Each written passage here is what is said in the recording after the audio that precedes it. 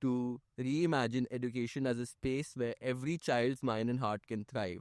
At Children Plus, we believe that emotional resilience is just as essential as academic success to support every child in reaching their full potential. With time and experience, our impact has grown, and as part of this ripple effect, we're proud to share the launch of a new center in Lajpat Nagar, continuing our commitment to enhancing well being.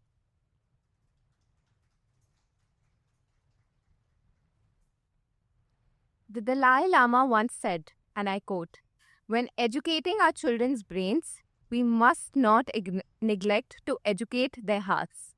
Yet, in our achievement driven systems, emotional well being often takes a backseat. The numbers are stark. 1 in 7 children now face mental health challenges.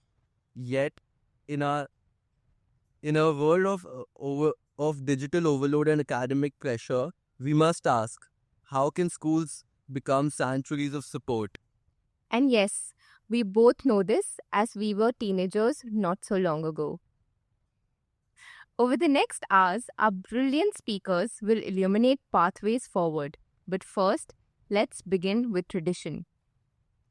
To lighting the lamp of wisdom, I would like to invite Dr. Himani Tyagi, Ms. Ramanjit Nagi, Ms. Priyanka Bhatkoti, Ms. Gunjan Pradhan, and Dr. AMRITASH Rai.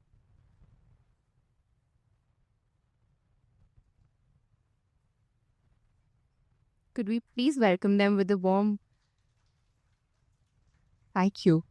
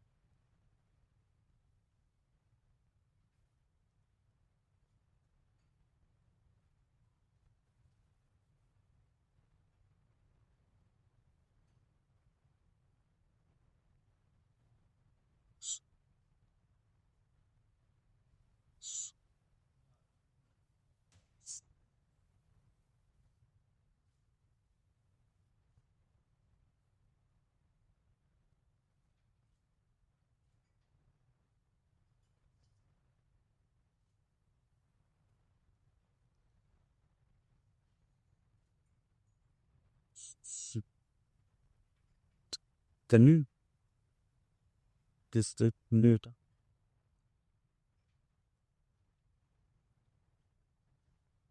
Up to the plug.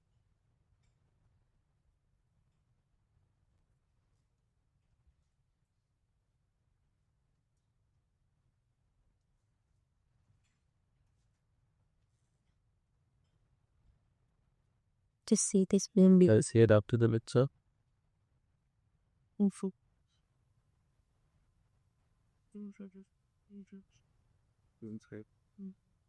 This flame represents the light each of us can bring to a child's life. Now, let's hear from the visionary guiding this mission.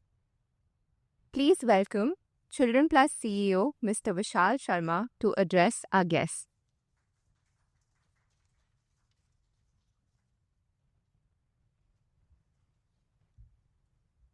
Thanks, Vedika and Parth. Good morning, everyone.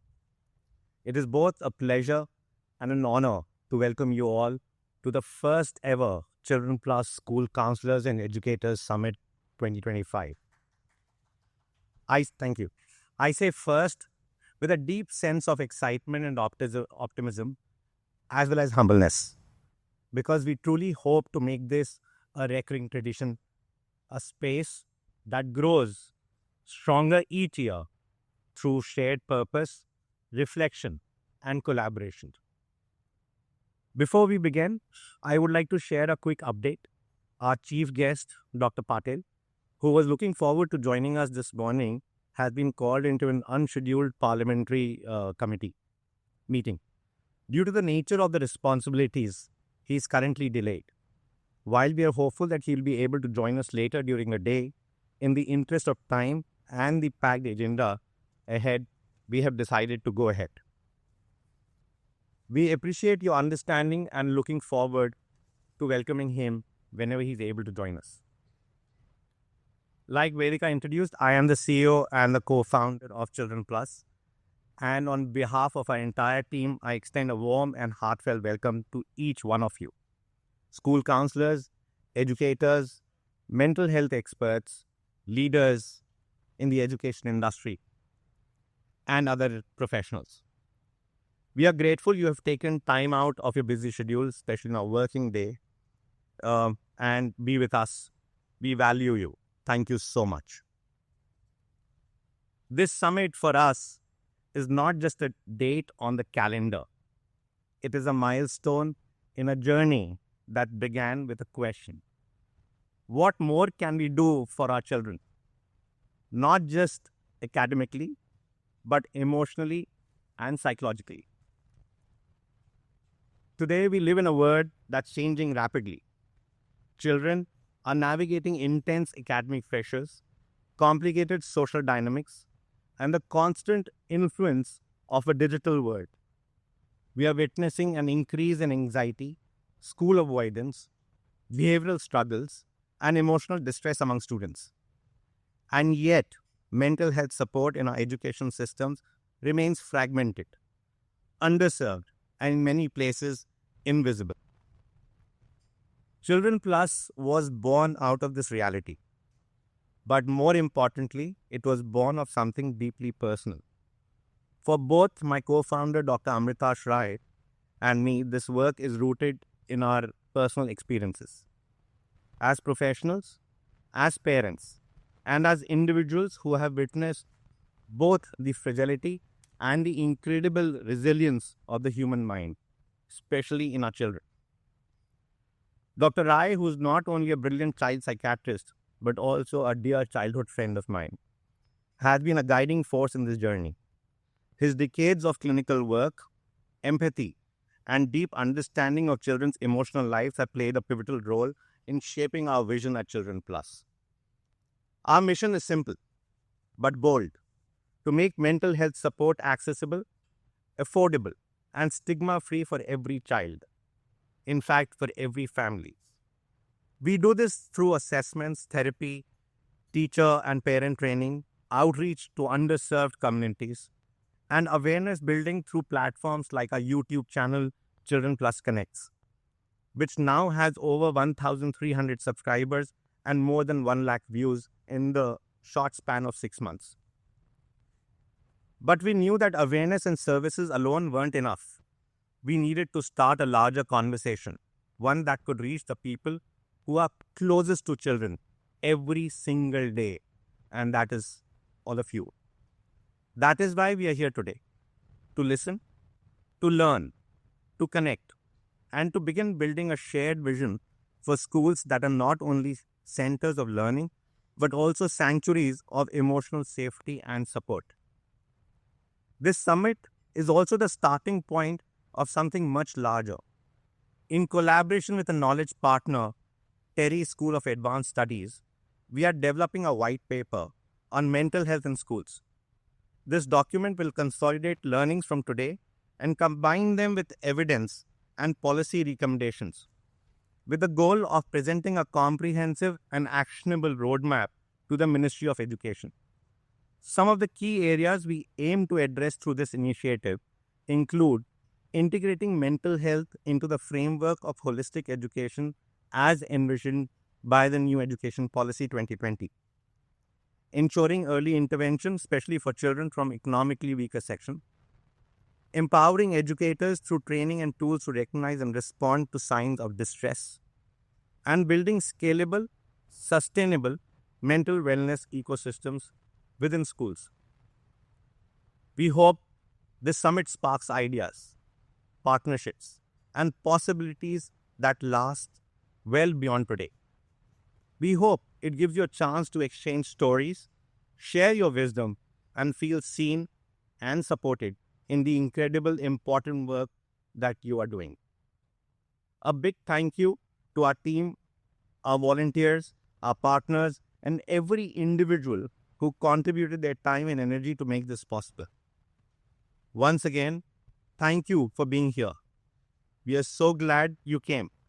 Let's make today meaningful, memorable, and a step forward in our shared mission to help every child not just succeed, but truly thrive. Thank you so much.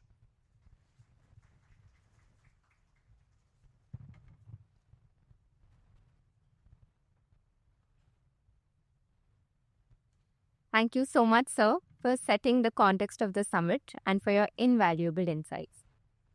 What a powerful start. Now let's dive into our first session. Can technology humanize education?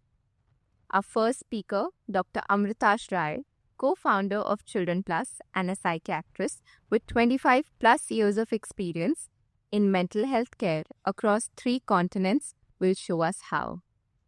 Thank you.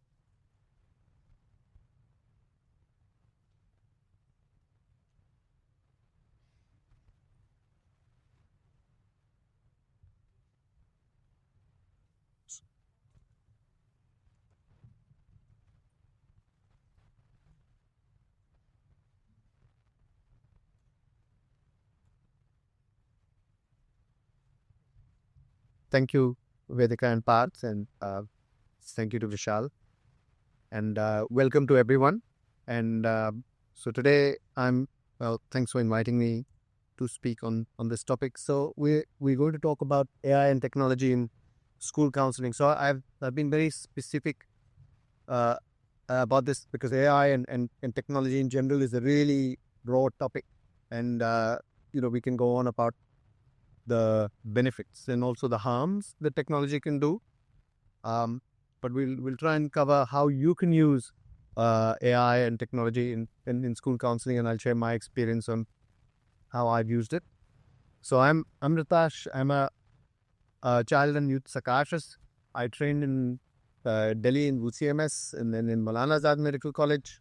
And then I left for England in 2002 and did my membership in CCT in child and adolescent psychiatry, and then I was a consultant in the NHS for a few years. And in 2015, I moved to Australia, and I've been a child and youth psychiatrist there for the last 10 years. And then 2 years ago, me and Vishal together started ChildrenPlus. So some outline. So I'll start with what do I mean when I say AI and technology. I will very briefly touch on technology and AI as problems, and then some AI and technology tools that we can use in our practice. So, and we'll break them down into different sub sections, and then we'll go to a list of general advantages, and finally, with anything, you can have pitfalls and cautions, and then a little bit about the personal reflections and what I use in my day-to-day practice. So I'm currently a child and adolescent psychiatrist in private practice in Queensland, in the Gold Coast near Brisbane in Australia. So first, no AI was used in the preparation of this cousin batch. So I wrote it myself. Because I didn't what people say, I prepared this presentation. What did I use? So I used the remarkable tablet, or you can use pen and paper. For the past few years, I've been using this as a replacement for the lots of notebooks that I used to use. I use PowerPoint, of course, and a bit of Google search. I didn't use Gemini. So the other thing is, please feel free to stop me and ask questions at any time. And there'll be time at the end as well. But you can stop me at any time. And then obviously this presentation is not a shameless plug about the benefits of AI, just how you can use it. And then hopefully it'll get you thinking about how you can incorporate AI and technology in your day-to-day work. And then finally, and most importantly, AI, using it or not using it doesn't make you a better or worse therapist. So that's just you.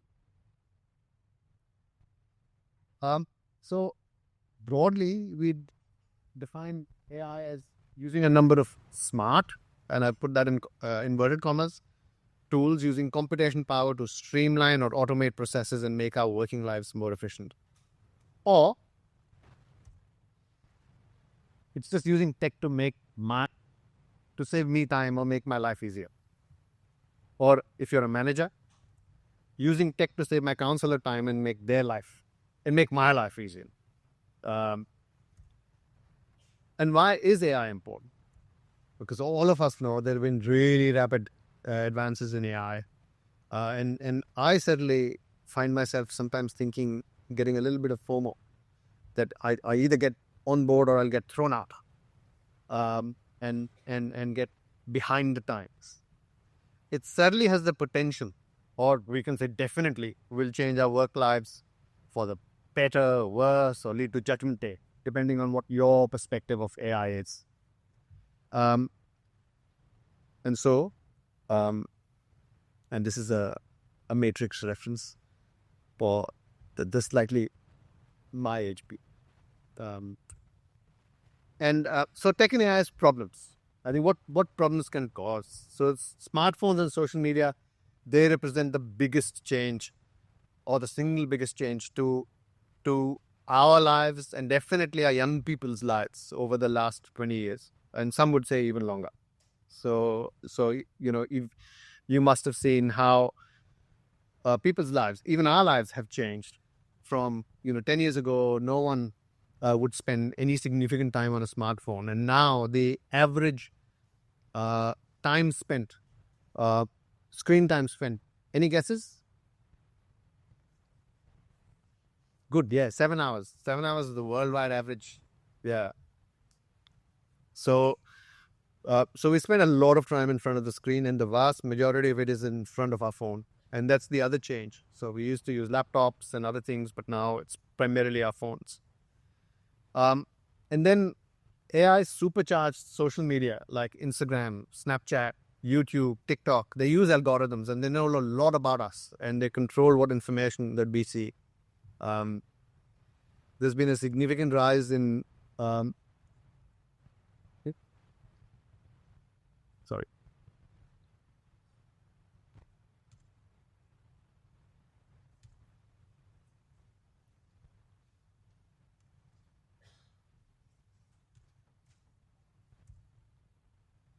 Yeah, there's been a significant rise in internet and phone addiction, and then the rise in mental health disorders amongst young people has been very significant. So from 2005-6 onwards, some would say almost with the onset or the release of the iPhone, disorders have increased significantly. And I think now in adolescence, the disorder rate is 25 to 40%, depending on what study you look at. Anyway, so general principles. AI does not make you a better therapist. It might make you a little bit less stressed and save you time. Finally, if you do use, how many people do use AI or AI generated notes? Yeah, quite a few, right? Do not let AI generated notes decide your clinical decision making, because the note looks beautiful when you look at it. But it is, at the end of the day, a summary of your session and your impression that has been passed through an algorithm. AI is there to help your day-to-day work, not do it for you. Although some people fear that it might do it for us after a bit. AI can be a massive time saver. So, especially in note-taking. And, meeting summarizing, I think that's the most common use that people have had of AI. Different types of tools can help with different parts of your work. So maybe we'll go through how you can put a few of these tools together with the minimum possible cost, because a lot of these tools come with a significant cost as well. And finally, not using AI does not make you a poor therapist. Okay, so transcription and note taking, that's the first bit, and that was my pet peeve that the time I was spending doing notes, writing notes, transcribing them. So most people, so we can think about the tools in two different ways: in session tools and post session tools. So in session, Microsoft Teams, Zoom, so people use them. Yes? No? Yep. Anyone use TurboScribe or similar? Yep. Yeah. So TurboScribe is basically it's not note taking; it's a transcription software. And then there are other tools which go a little bit one step ahead, and they'll summarize your notes for you. And so Suno, Tali, Heidi, Lyrebird, Patient Notes. I mean, I've highlighted Heidi because it offers a free, no cost version as well. And then there's Live Transcribe for Android users. And I'm not an Apple user and I haven't been for many years. Is there a similar thing that you can transcribe on Apple devices? Anyone use Apple? iPhone, yes. Is there a transcribe function that if you... Is there? Yeah. So live transcribe is, or these transcription functions can be helpful if you are listening to, you're in a meeting or listening to a lecture and it's not on Zoom and they're not summarizing the meeting. And if you did want to transcribe it, then that can be helpful. And post sessions, Drag and Dictate. This is a software I have used for many years. There is a cost to it. There's usually a one-time cost. But this does mean that you have to write beforehand, and then dictate your notes after the session. But equally, now Microsoft Word, Google Docs, Dictate, they all have dictation functions. I think the most, and then obviously Apple, Android, and Apple and Android have record functions as well. So you can record and then it transcribes it for you. And the biggest concern I hear from therapists and doctors is that I like writing notes and then I like typing them because I'm not sure how it'll turn out if I talk to it. It'll turn out fine. If it doesn't turn out fine to begin with, you practice and it'll turn out absolutely okay. I mean, there was a time when I was just using Dragon so much that I used to use I would inadvertently start speaking like it in conversation. So I would often say, and then I went to the shop, and you're not supposed to say that. So, these can be massive time savers, and that's the biggest advantage. Yes, so there's nothing wrong with sitting and writing notes, right? They are generally more secure than paper notes, so you can't leave your notebook. People can leave their notebook in the bag and the bag gets lost. And then the risk is that all your notes with patient names and intimate details are out there. And it's potluck if they... And then the other thing is notes get done straight away. They don't rely on your memory. So I certainly know that when I didn't use these, and if I didn't do the notes straight after my clinic, and if I waited for a week, there would be 60 patients that I would have to think, who was this patient and what did I write about them? So, and then finally for me, a big thing is it's not dependent on your handwriting. So I would really struggle after a while to understand what I had written if I wrote it a few weeks ago and it didn't have that context of memory with it. You're not scribbling during a session. You make more eye contact, spend a bit more time with your patients or clients. And then some software like Drag and Dictate will automate repetitive phrases that you use all the time. And that you find yourself dictating again and again and again. So for example, I discuss a lot of certain medications with patients. And I might say, so if I'm discussing sertraline, I programmed it into my system and I'll say sertraline discussion. And that will give me a paragraph of what I had discussed already with the patient.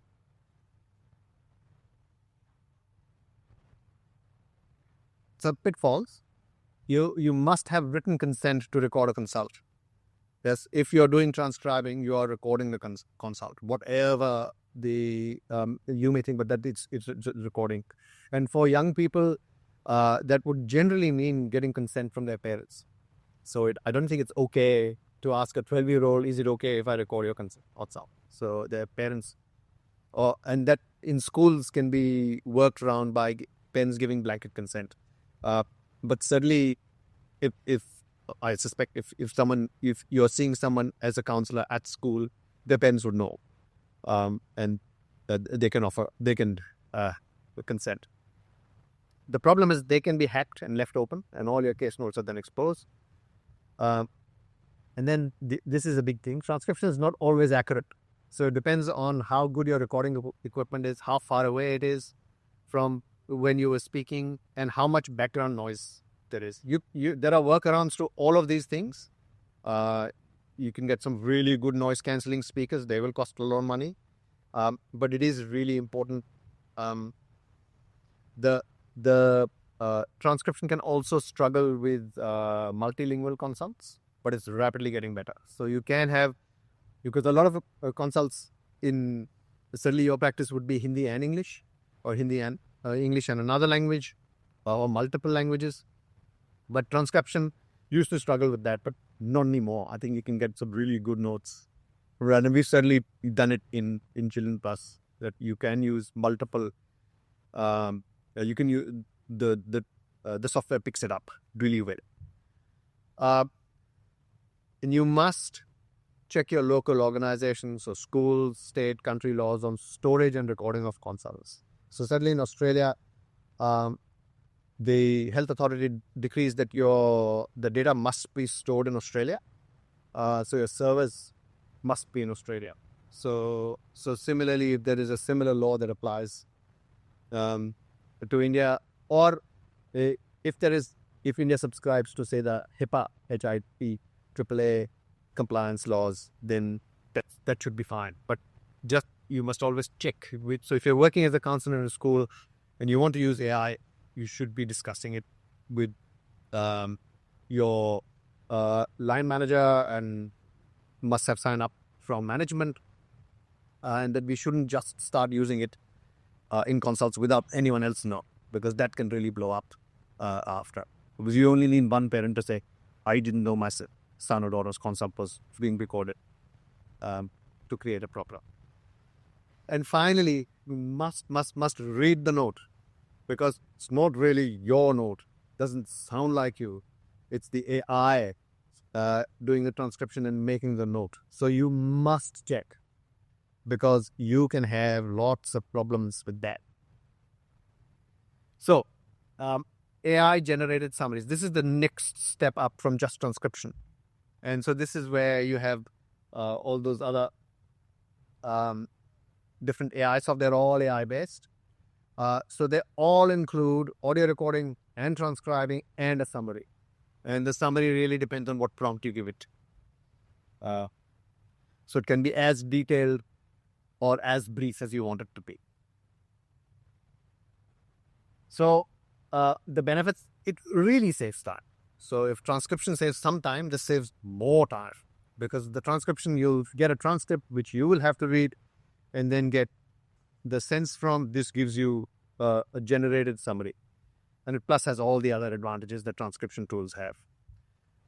The other benefit is it usually does not make grammatical errors. So you don't have to check for grammar that much.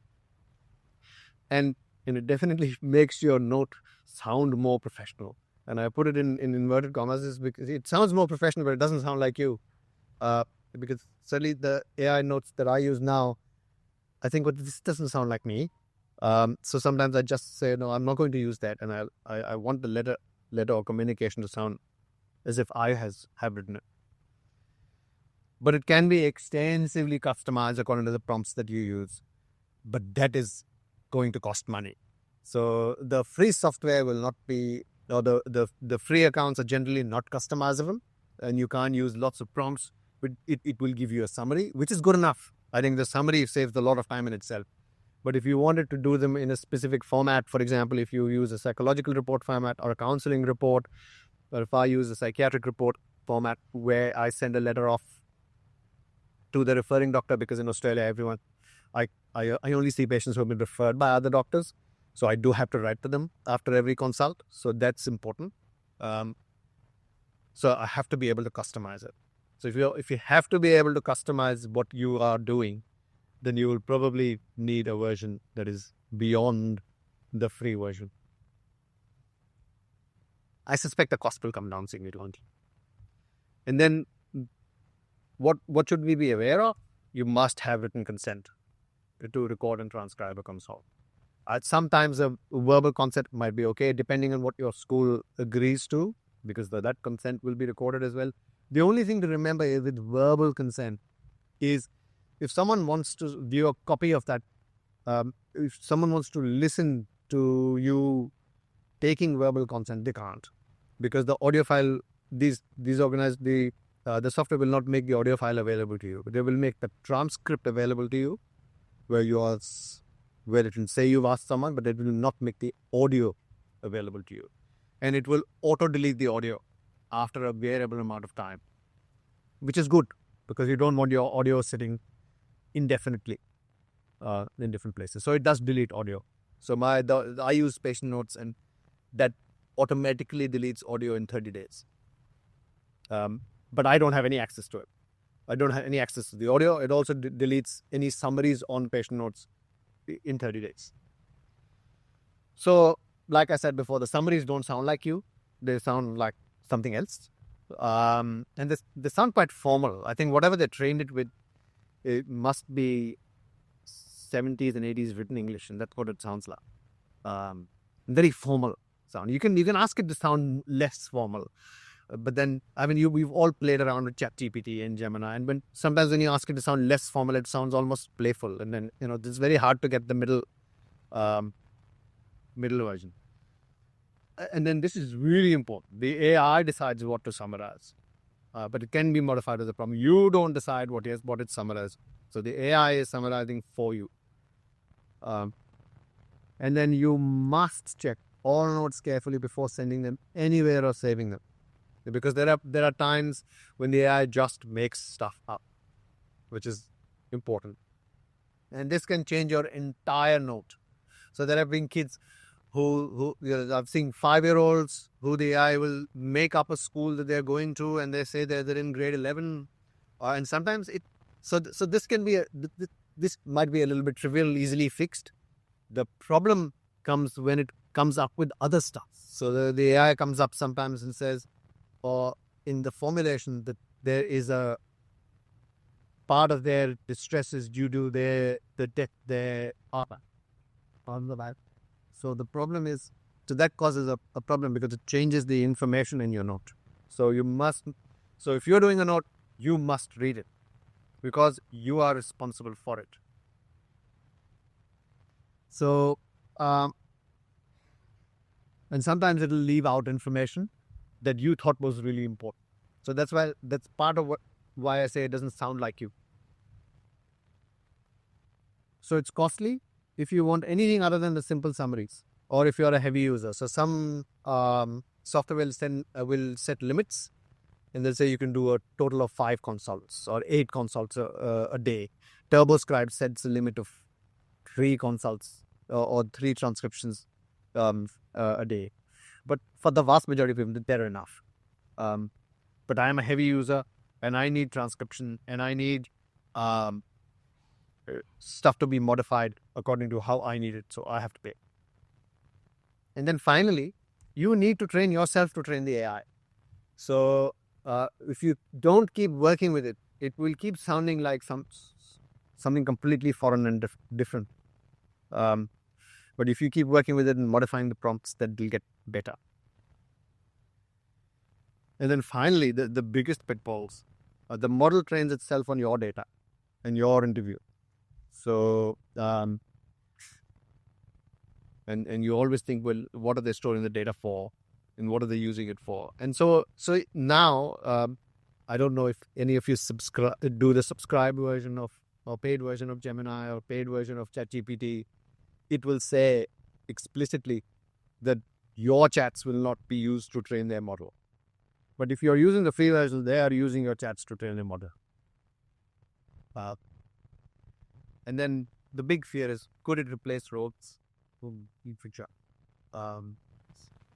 Because even I attended the conference in 2003 where some researchers from Australia were making online, completely computerized CBT model. And so it's not very hard to think with the computing power now available that they could take it further. Okay, and then report writing tools, because report writing is the next step up, right? So here you've summarized something for yourself or for parents, but now you're writing a report either for the school teacher or you're writing a report for the CBSE board or whatever board your school goes to. So we use the same AI tools plus Notebook LM. Anyone use Notebook LM? No, so it's a tool from Google, Notebook LM, and there is a free version, like with everything else, and you can use that. And the way that works is that you feed it a few documents, and you say, well, this is the context, and then you feed it another document that you want to summarize, and then you say, well, summarize this document on the basis of those 4 documents that I have fed in, and use these diagnostic criteria, and it'll do it for you. And so this, to me, not Notebook LM, but these report write do really, really saved up. So there's time saving, and then real time saving, and real time saving. They're usually extensively customizable, so you can change prompts, you could do what you want with them. Whether they will churn out what you want them to churn out is different. So you can make lots of customization. You can make yourself say, or make it more formal, less formal, longer, shorter, 500 words, 200 words, make a more extensive formulation. They'll do all of that for you. But just remember, it has to be your formulation, not its formulation. Okay. So they have all the pitfalls of AI-generated summaries. And then the reports may not really sound like you. And then the really important thing to remember is you, not the software provider, are liable for your reports, because they're your reports. They are not the software as opposed. So saying that I used Heidi or patient notes to generate it and it made an error is not a defense. So you have to check your reports. And then finally, as in your offline content, all content may be subpoenaed in court, and you have to defend your report. So anyone had the experience of being their notes being requested by the court? Yes? No? Look, mine certainly have, because I work with parents who don't always see eye to eye, and there are some parents who are actively at each other's throats through the court system. So there's a very high probability the court will subpoena the notes, and when the court subpoenas the notes, they subpoena everything. So they will ask you to send whatever you have. And so if a parent has seen you take notes, they will ask for those written notes. So, and a defense is not, oh, I threw them away. Unless you told them in advance that I'm only making these notes because I'm then going to type it online, and after which I will destroy those notes. That's fine. But if you are seen making notes, your notes are part of the clinical record. So just be aware that anything that you write or anything that they generate is able to be seen by parents. And so when you're writing, always think, if I was the parent, how would I feel if I read it?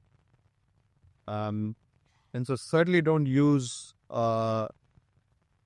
words like the parent appeared disinterested or actively hostile, or so, because those words never go down well when someone reads them, and they're very hard to justify.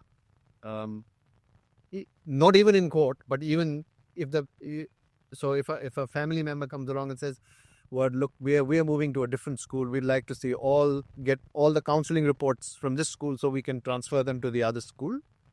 Then you can sometimes argue that, "Oh, look, not all the reports. I can give you a summary," and which is 99% of the time it'll be fine, except when you and the parent don't see eye to eye, and then they will ask you for everything, and then you will struggle to say no. Right.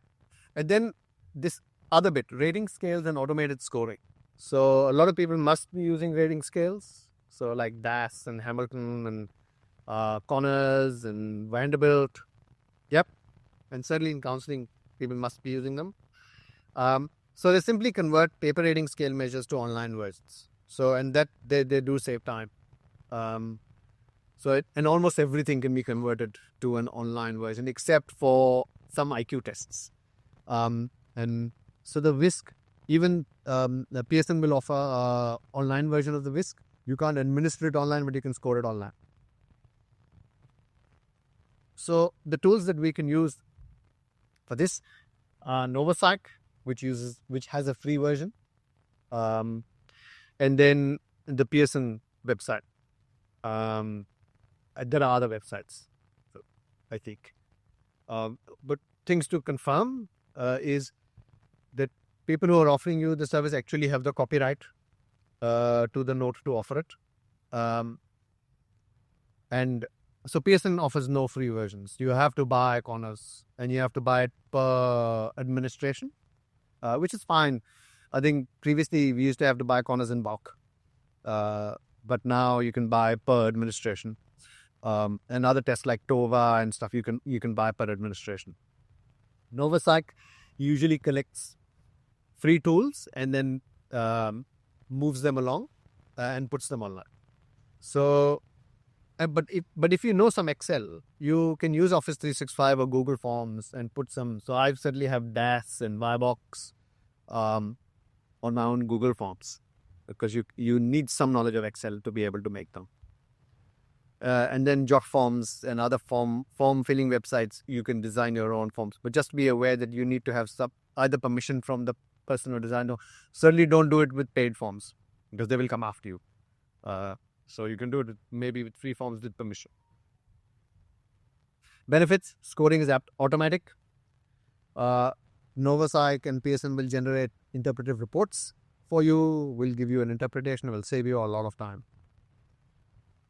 And then really importantly, don't use rating scales in isolation. So sometimes the people will say, we'll offer you a rating scale, and then I see a report which says, they have depression and conduct disorder and bipolar disorder and signs of schizophrenia, and all from a rating scale.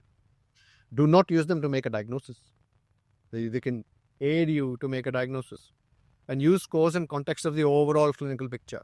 So you should only be doing certain rating scales if the clinical picture shows that you should do it, not just because you saw the patient. So if someone comes to me and I do a test and a Vibox and Vanderbilt and Connors, and I can guarantee you something will come up, and that will have almost no relevance with the current problem that the patient is presenting with. And some rating scales are screening instruments only. There are lots and lots of false positives. So they screen people in. So you must have lots of people who come and say, I did a rating scale online and I have autism, or I have ADHD, or ADHD is the most common nowadays. And they're just rating scale. They're just screening tools. So if the prevalence of ADHD is 3%, these tools will screen in 25% of the population. So it has to be seen in that context. Information sharing with parents, patients and parents. It is possible to have highly customized information sheets. You can use Gemini or ChatGPT for that. You can help with recommendations for school or teachers. Sometimes teachers will ask you, well, what recommendations do you have for ADHD for a 7-year-old? You must check the content that you sent out. More is not better, because I often see reports where go for pages and pages and pages. It's the same thing rehashed. So make your content shorter that people will read it. So I don't know if you've read a lot of recent posts on LinkedIn, which clearly AI generated. So I don't know how many people read them. So short, and so that people will read it. Because also remember, people have less patience now to read large pieces of texts. AI can be used to transcribe, summarize, and reflect on CPD content. So if you go to a lecture, and certainly for us, it's important, but it's not really your reflection. The AI will reflect for you. And then finally, summarizing information. You can use Adobe, Gemini, ChatGPT. So if you get a PDF of a report, these will summarize it for you, especially if they're like 50 pages long. I think Adobe, there's a paid version. Gemini, if you use the basic paid version, you can get that. Notebook LM will also summarize it for you. The advantage is they can summarize large amounts of information quickly, and you can even ask questions about the information you received. But be aware of privacy and data protection concerns. So don't feed your patient's name, date of birth, and address onto ChatGPT. So what I currently use, I use the remarkable e-ink tablet. The advantage is it's no distractions. My son uses an iPad. The problem is you can load games on an iPad, and you can do other things. This tablet you can just write, and in black and white.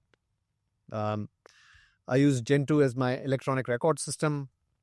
I use patient notes for transcribing and report writing, like I said before. I used Pearson for the corners and Noversight for some other assessments. And then Gemini for research and generating content to give to families of young people. And then finally, my brain for all assessments, conversations, formulations, checking, and communication with young people. So that's really important. Final thoughts.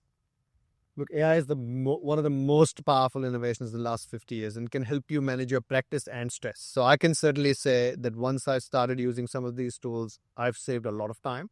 So on an average, I might see about 40 patients a week. And before this time, I used to spend at least 6 to 7 hours on top of my clinical time doing my notes and generating letters. And now I think that's down to 2 or 1. But I also know that my note is saved in case I forget something. But please don't lose your clinical sense, because the AI is helping you. It's not doing the work for you. And that's really important. It can do it for you, but it'll do it in its own half-handed way. Please let it help you, not guide you. And don't let AI do learning for you when it's summarizing things. And then sometimes you'll see an AI summary and you'll think, oh, that's not what I wanted to come across, because it might give everything the same weight. That's it. Any questions?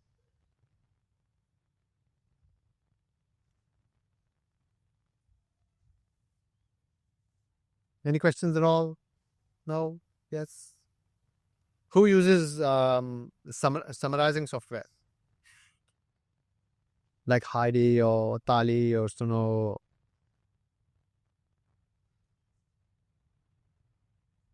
Use ChatGPT to summarize shit.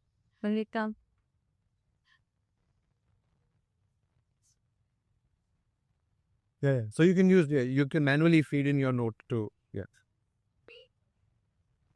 No, you can use the free version. If you're happy with the summaries, why pay? Yeah. Yes. The book is I have I really like a thing. No. What are we doing at all? And one thing I like to say is, so we always hope that As of or government, it is up 30 degrees for it's about the people all about me like basically is all of the combo, and it also does a part it's about it. You are also as a like is what take positive to the basically a picture loss of past pressure. So I eat is the mistakes stupid or is the pasito atomic tower. Kakta kawot to be pay cover or I take E operate up a mathematics and P father. So this is what the kinetic say we have been using it per year of IP the was the best okay. Great. Okay, no, that's really helpful to know. I think the reason so all of this has come about over the last 3, 4, 5 years. I've been using Dragon for the longest. I've always used electronic medical records, and then the AI summarizing software I've been using for nearly a year now. But I went onto the free version first because I want to see whether it works. And initially, like most people, I thought this doesn't work. That's why I didn't start it. And then I also didn't start it because I wanted the notes to sound like me. But then once you start saving time, it's very hard to go back to previous. Yeah, but that's helpful. Thank you. Any other questions? Yes. Thanks. AI den was den de deep but is the worry for Sedines Niji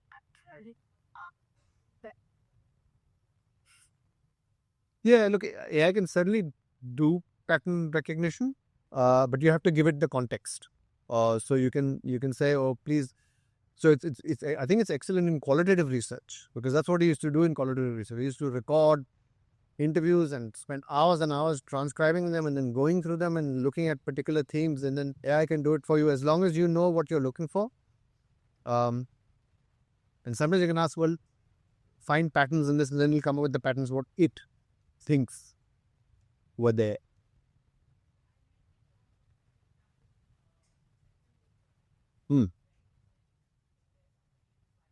Yeah.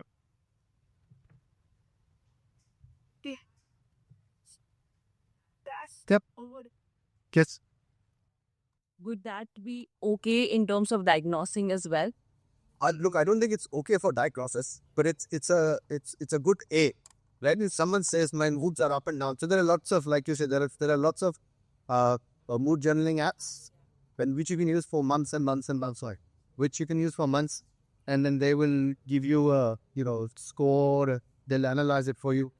But I don't necessarily think that we should use them to make a diagnosis. We should be making a clinical diagnosis and then use that to back up some of our clinical impressions. Yes.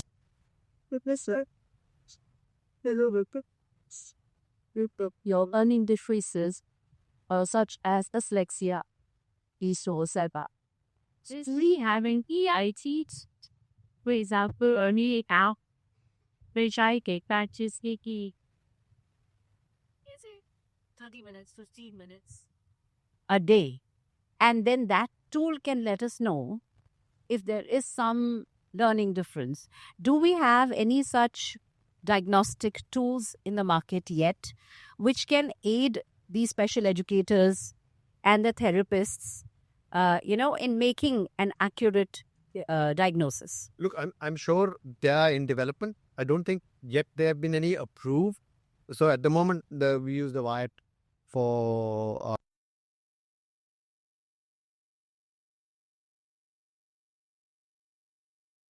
thing is in development.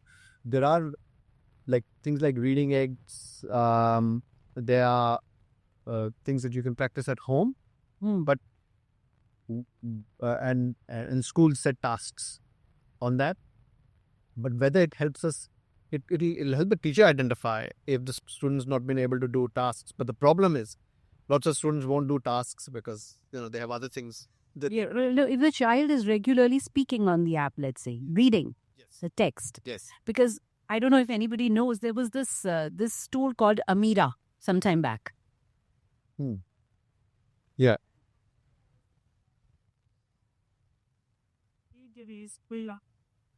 They might have step up guy. Yes. Right. And actually, it's all the area where the salary paying now, if one ENP, Eric Carey, the issue of eating days, but here in India, I've got more ways than why. Right. Yeah, because something like that would be incredibly helpful. Amira is on that line. Yes, so definitely does that. Yeah, no. Okay, thank you. Yeah. But there are no other questions. Look, feel free to find me. I'll be here. But if there are no other questions, thank you so much for listening, and I'll hand off to this.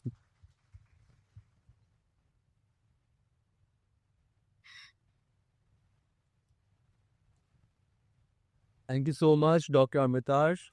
Our next session shifts focus to those who tirelessly support the emotional and mental well-being of students, our school counselors. This presentation highlights a crucial yet often overlooked aspect of counseling, self-care. I would invite Ms. Nooraa to share a presentation on this important topic.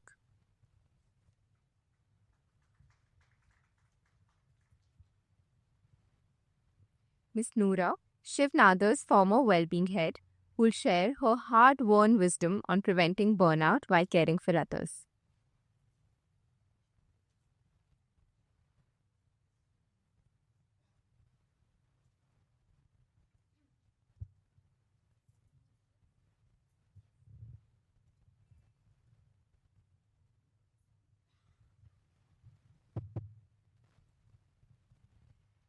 Good morning, everyone, and a warm welcome once again.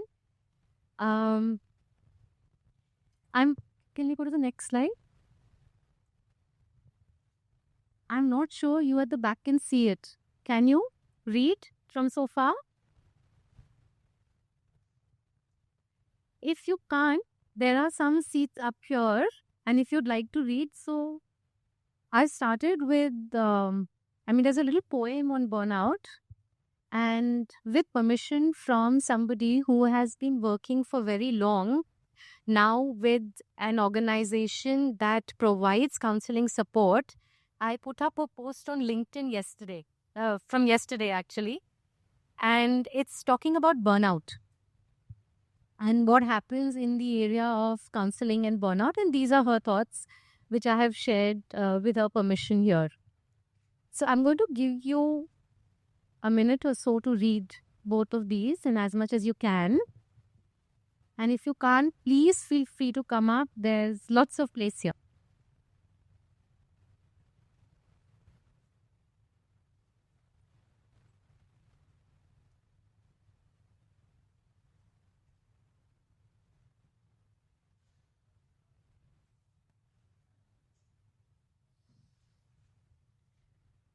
All right. And now I'm going to request all of you to put on some very honest thinking hats and ask you to do a very small reflection. The reflection is going to be entirely internally based. Yeah. So I'm going to ask you the first question that you need to reflect on. Please use your, your notepad and your pencils. What are my thoughts on my self-care? Am I able to do it?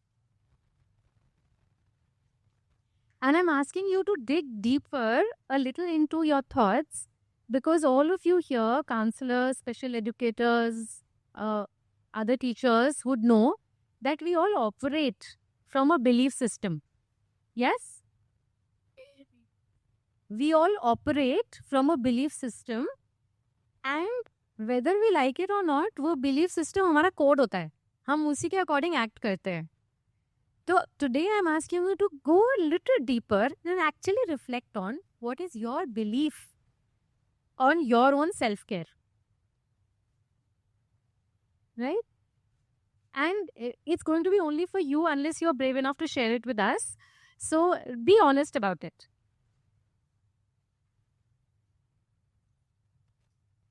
And so first one, what is my belief on my self-care?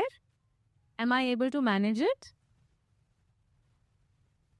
And the second one is,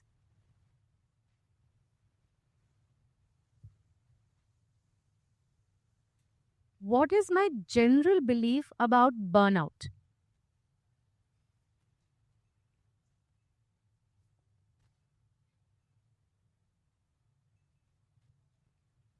What do I think about burnout in general?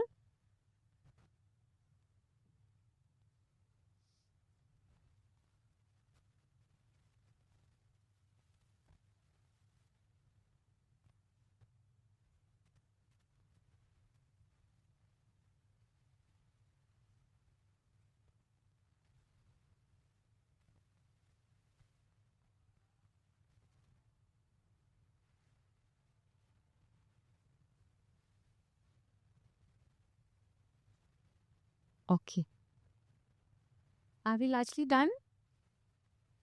All right, great. So, anybody here for whom it's their first year of work? None. Second year of work? Thank you. Okay, a couple. More than 5 years? More than 5 years? Between 5 to 10. Let me make that better. Between 5 to 10. Okay. Over 20 years. 10 to 20? That's all. Okay. Any of you in the 10 to 20 years that have ever experienced burnout? Okay. We have some yes. I heard an obviously yes. Yeah. Okay. Is burnout always that obvious? No?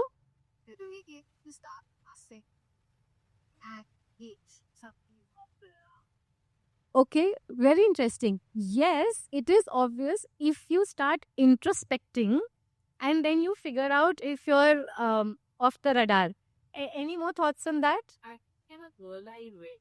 At least after something happened, then you go back away. Okay, so you never really realize it. It kind of slowly creeps on you. And this poem was a very long poem, but I only picked up bits of it. And it says, yet burnout seeds are sown in subtle ways.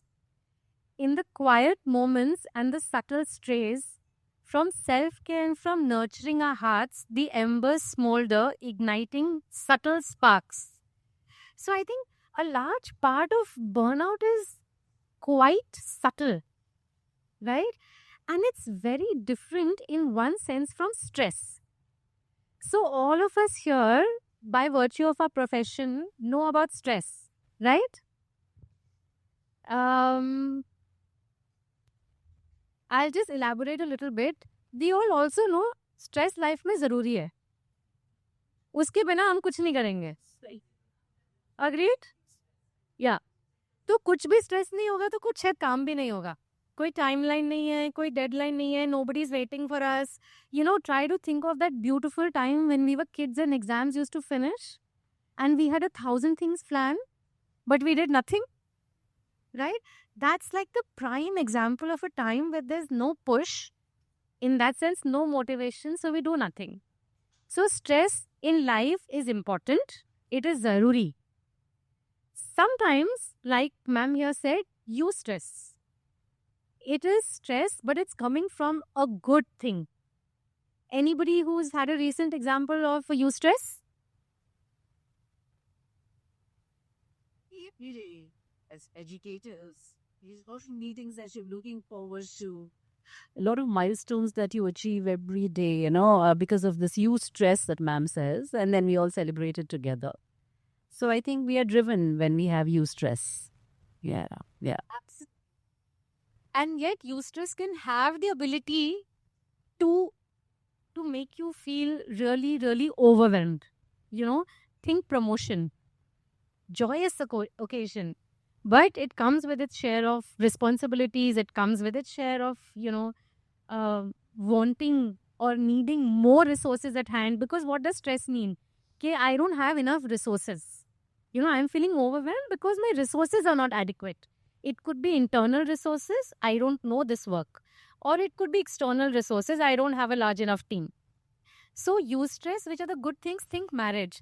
I don't know any family which has not had a Mahayudh while planning the wedding.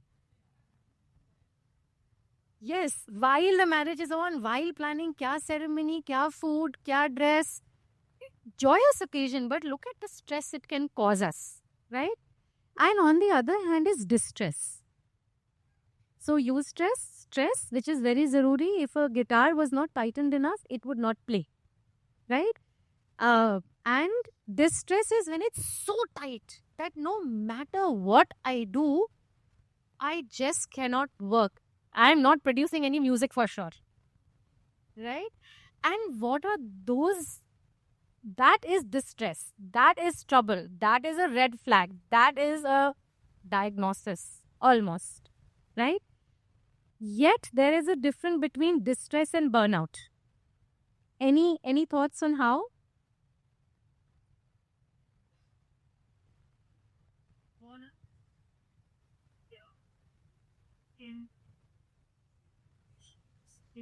End out of patience, you just can't go ahead, can't function.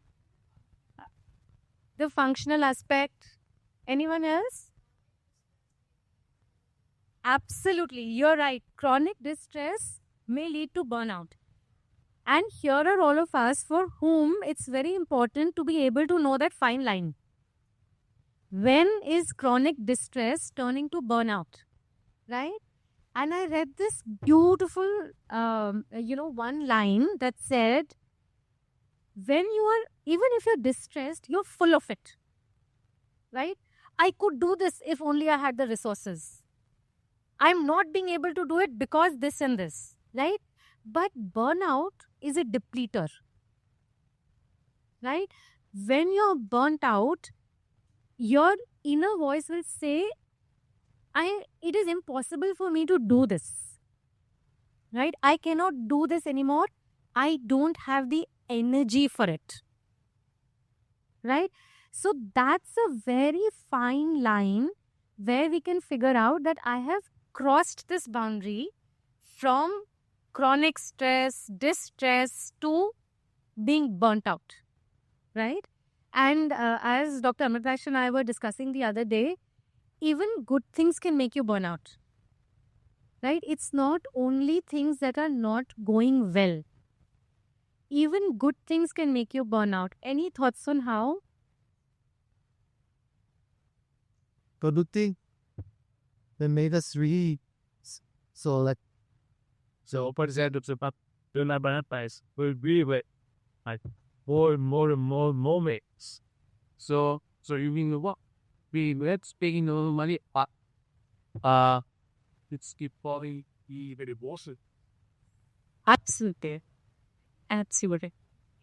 I'll say, yes, so quiet, all good things. It basically the entire work, if you fail somewhere to take care of yourself, perhaps then.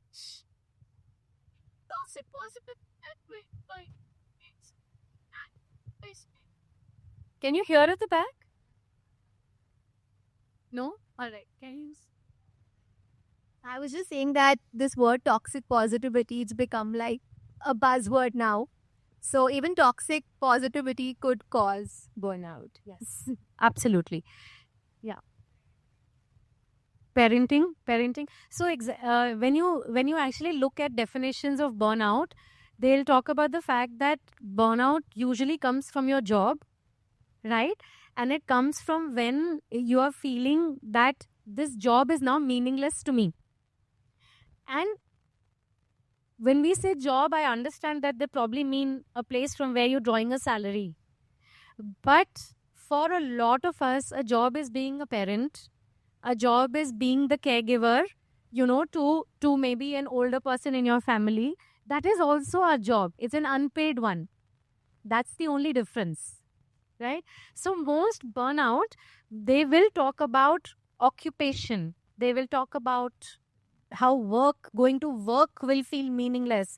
But there are days that you may not be able to get out of your bed to be able to interact with your children. And that's burnout as well. And I think as people who are present here, it's very important for us to take that also into focus, because once you're exhausted, it may have come from a parenting role.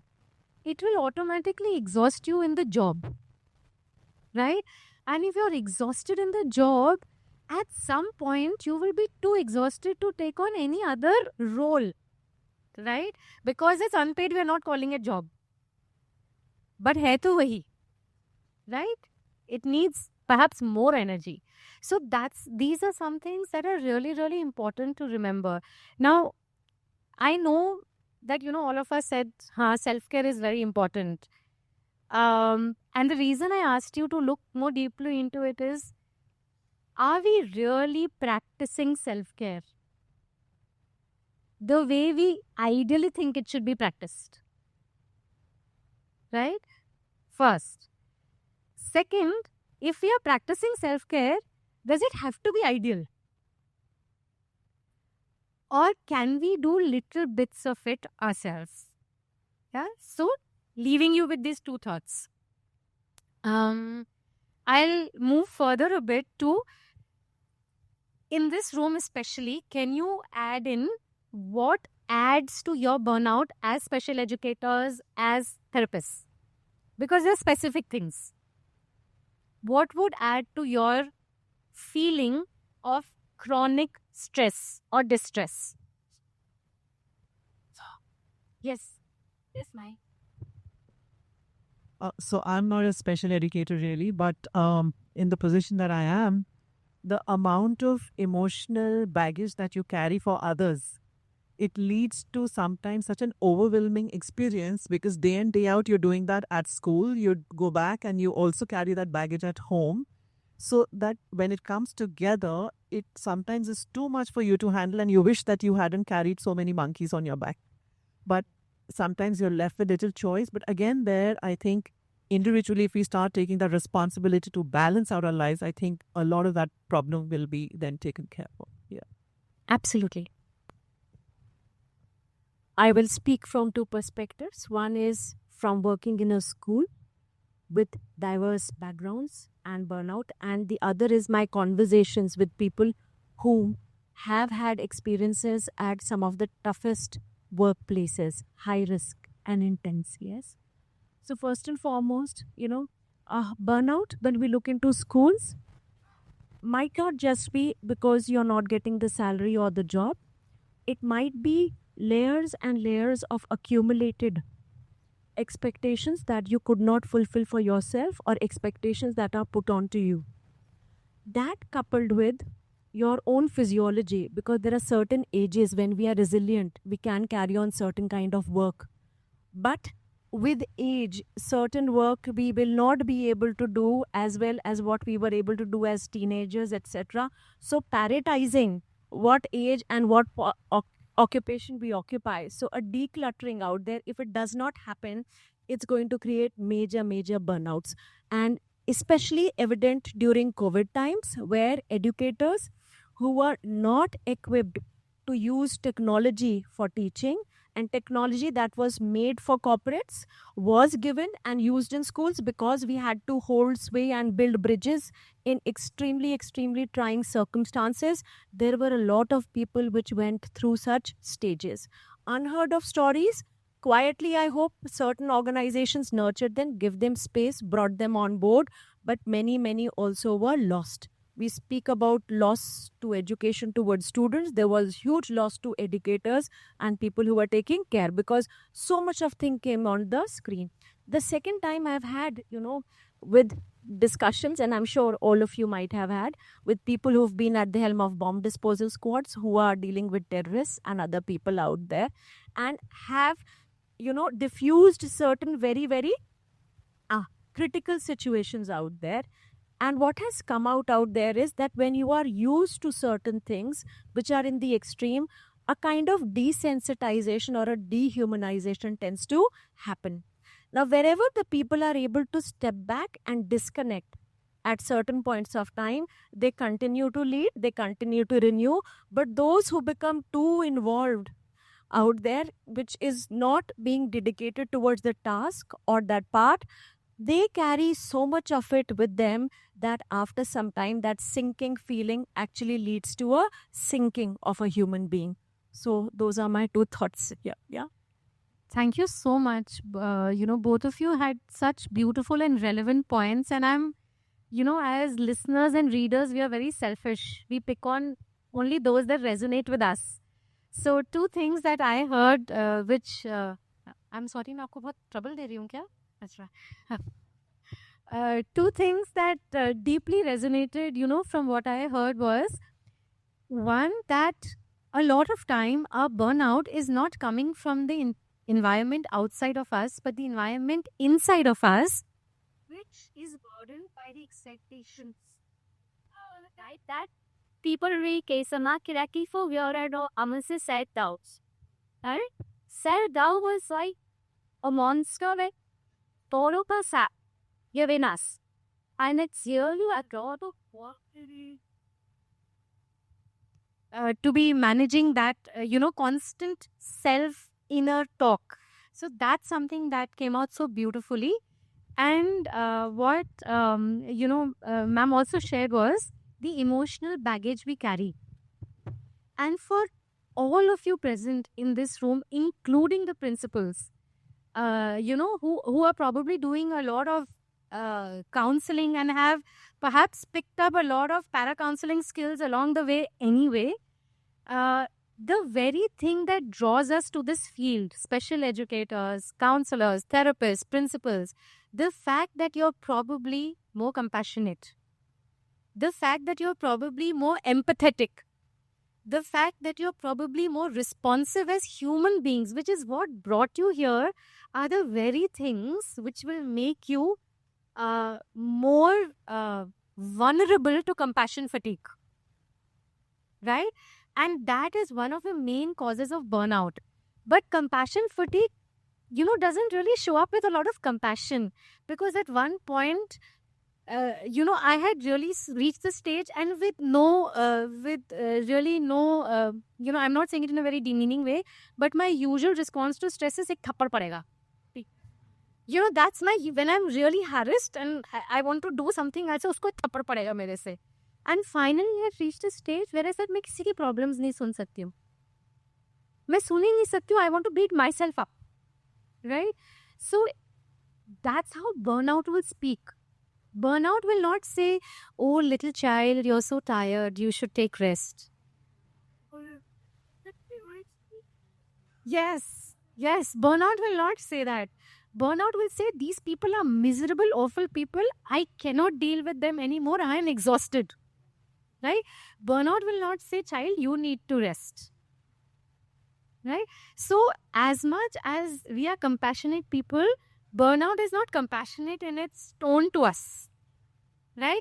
So, we have to be even more watchful of what are we experiencing. And if we are experiencing for any kind of emotional exhaustion, which will show up in anger, right, in its extreme form, which will show up in depression, then we know that something is not okay, right? So what I'm just bringing out here is that there is voices that do not sound like burnout, but it's actually burnout, right? And we need to recognize that in ourselves. When we want to stop seeing clients, when we start questioning after 15 years of working, is my therapy even good enough? Right? Your therapy is not suddenly become useless. Right? I don't know what kind of clients have started coming to me now. I don't seem to be getting the clients that I am feeling responsive to. It's not the clients. It's our concern right now that I am being unable to respond. Right? So, going back to specifically again, would you all identify with these reasons to burnout, especially for special educators and counselors in a school system? Non-school counseling duties, right? Now, in so many schools that I know,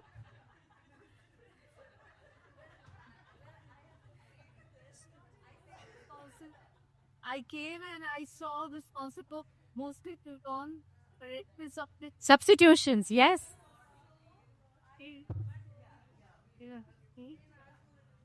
We have some loyalists here who are saying हमारे school में नहीं होता ऐसा. But now maybe hota hai, but she had like she won't speak about it, but was the thing it has these societally I understand eating out because you have thought your Yes, absolutely. So many schools, and we all have friends. Our own friends might be in schools where the PGT psychology is also the counselor, right? Now there's a conflict of interest at many levels here, but these can add to, and vicarious burnout is very interesting. The other person is burning out and you're burning out with them, right? That also happens. Fewer direct student work. So you might be busy with, doing things in school, which are, yes, a little bit related to counseling, but are not in direct contact with the child. High caseloads, that also might happen. There might be one counselor in a school of 2,000 children, right? And you might have loads and loads of walk-ins. So that could be the reason. Compassion fatigue, like we already discussed.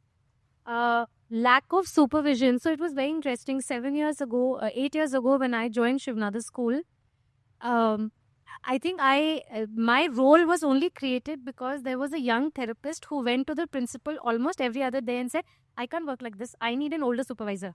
I can't work like this. I need an older supervisor. And it took them 1 year to create that role, but they created a role where they could have somebody. And of course, I needed my own supervision. But if we don't have a lack of if we have a lack of supervision, and if we are constantly questioning our own work, that can lead to burnout. So yes, burnout is a stage when we question our work, but it can also be led to by the fact that we feel all alone in what we are doing. And if any of you have done private practice, it's a very lonely world for therapists, right? So if you're not even taking supervision, then it's going to be an experience that makes you feel burnt out. Rigidity of school systems, that can be a problem. In any case, schools are very difficult to work with because there are so many stakeholders, right? If you're in private practice, your client, at best, their parents. If you have adult clients, to wo bhi nahi hai, right? But in a school, you're accountable to the class teacher. You're accountable to your section head. You're accountable to the vice principal or principal, whoever you report to.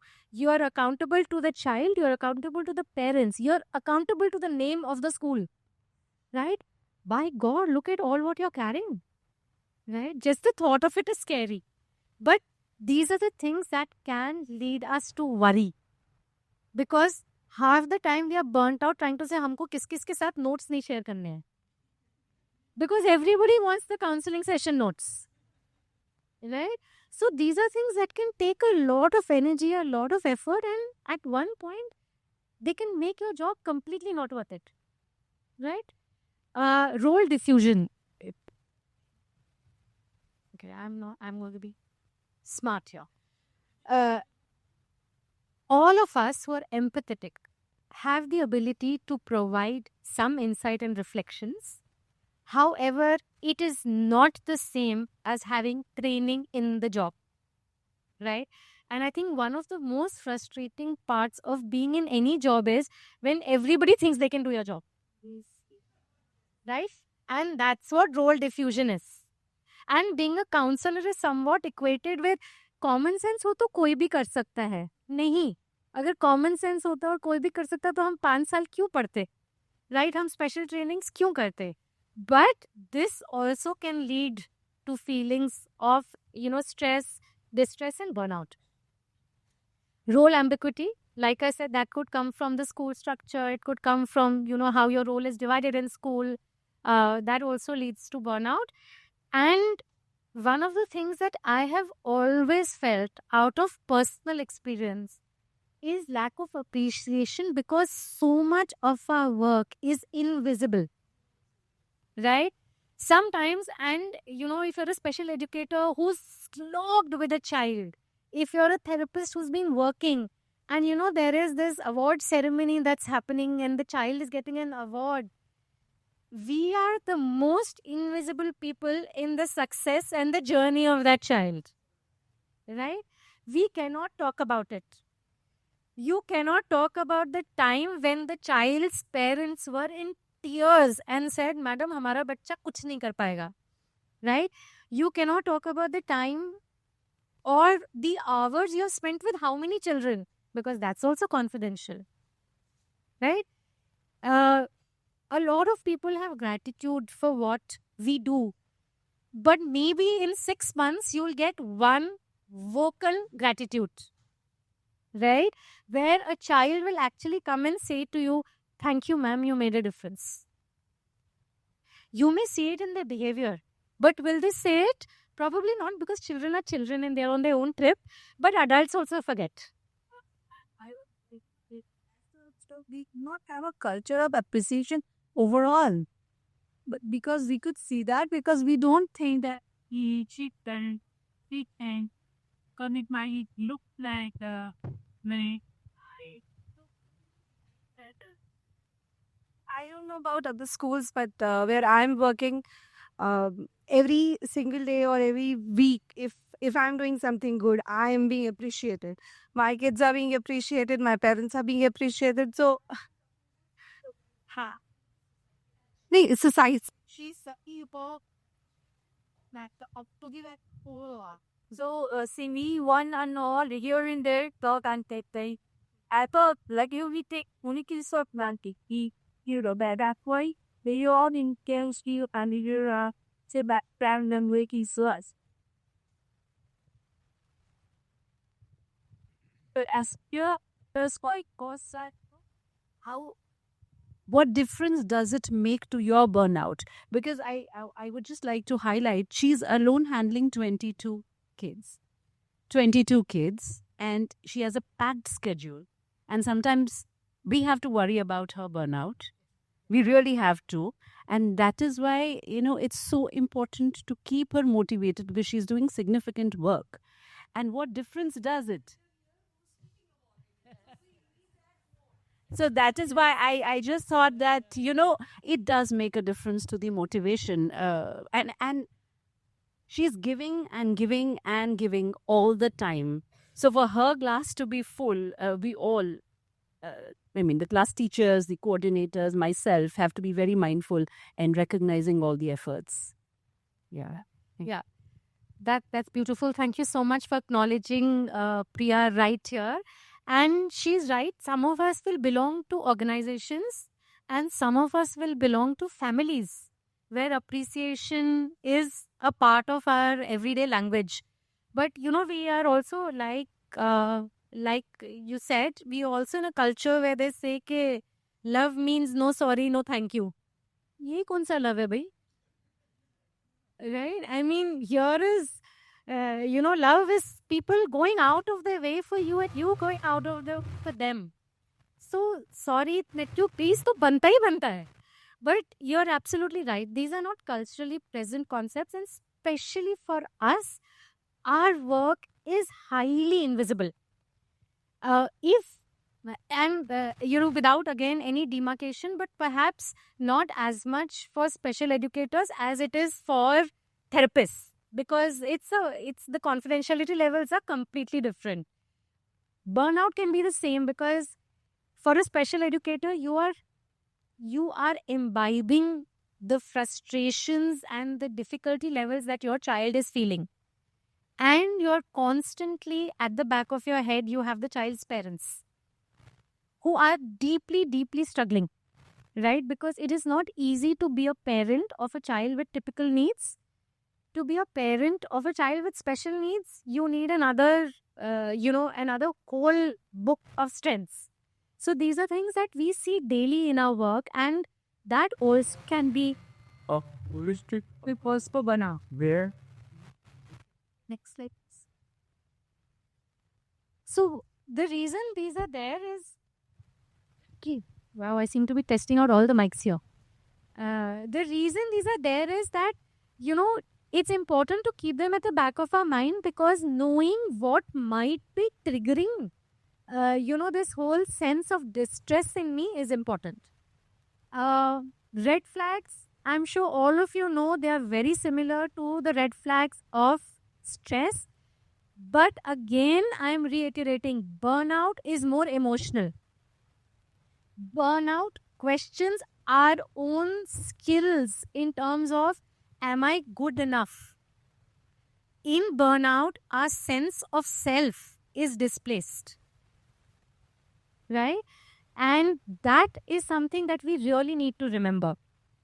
So changes in sleep, eating habits, and energy, like I said, it is exhausting. Distress can make you go, but burnout will make you be in a puddle. Loss of motivation, becoming easily overwhelmed, and on another end, it can lead to depression, feeling cynical or bitter about life. And, again, when you read, there are some things that really stay with you. And I read that cynicism is the most dangerous in therapy because it can lead us to misdiagnose. So it's very important that we watch out for cynicism in ourselves. Withdrawing from responsibilities, procrastinating, isolating, irritability, and to a one step up, substance abuse and dependency. These are all signs and red flags that, we might be experiencing burnout. Okay. What keeps burnout and emotional exhaustion going? Right? What are the things that kind of work in its favor? Of course, one is that we are working in a stressful environment, not being able to recharge. So, quick show of hands, how many of us actually are able to prioritize self-care on a consistent basis? Okay. Thank you, everybody. The show of hands clearly says that some of us struggle with it. So I'm going to ask those who raise their hands, any one of you to volunteer. What helps you to stay consistent? Well, that's a lesson only. So, I've only recently started prioritizing myself. It wasn't like this before. And I think, like someone said before, it takes something to happen for us to realize that that we are struggling. And I think for me, it was in 2022, I was really busy with my practice at the time. And then one time I got COVID. And the problem was I had to cancel 3 clinics. And I didn't know where I would fit those patients. It will be 3 months, 4 months from now. And then I found myself looking forward to ab Sunday kab aayega. Not in a positive way, but I can just relax on a Sunday. So those were like really warning signs. And that's the time I decided I had to make a change. And you have to be very deliberate about it. But I was in a fortunate position where I could. मैं कर सकता था उस time पे, and I was in a position where but I can easily recognize 10 years ago I wouldn't have been able to do it. I just would have had to put up with it because and having time helps you be more deliberate. So you have to make time, but a lot of the times you can't make time. And so making time for myself was really, really, really helpful. But before that, I wasn't making time and I was burning out and I didn't realize that I was. So prioritizing yourself and managing your time are two very important cues. There's somebody right there, so I'm going to walk up.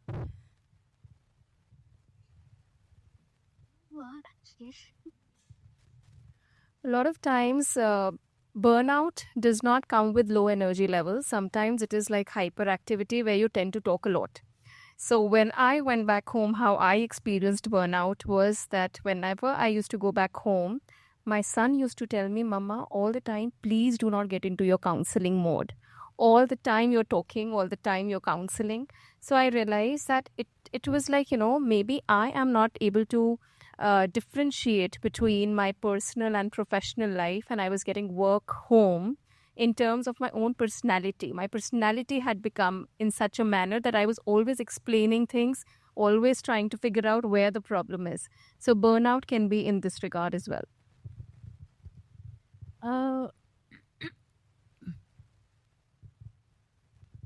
I'll keep it short and sweet. I think what's worked for me is having a therapist for myself, along with ongoing clinical supervision, because both the places helped me clarify my own personal and professional boundaries, both at the workplace, particularly with the superiors at work, because when you're at the start of your career, you naturally want to be in everyone's good books. And it takes a lot of work to understand that even if someone's older to you, or even if you're in a space where you're working with people that have 30, 40 years of experience, you can't please everyone.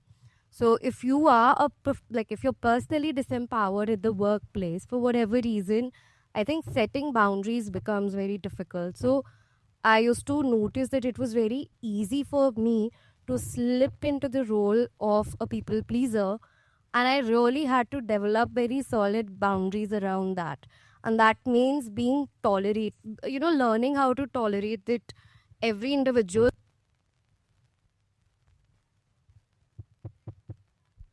comes when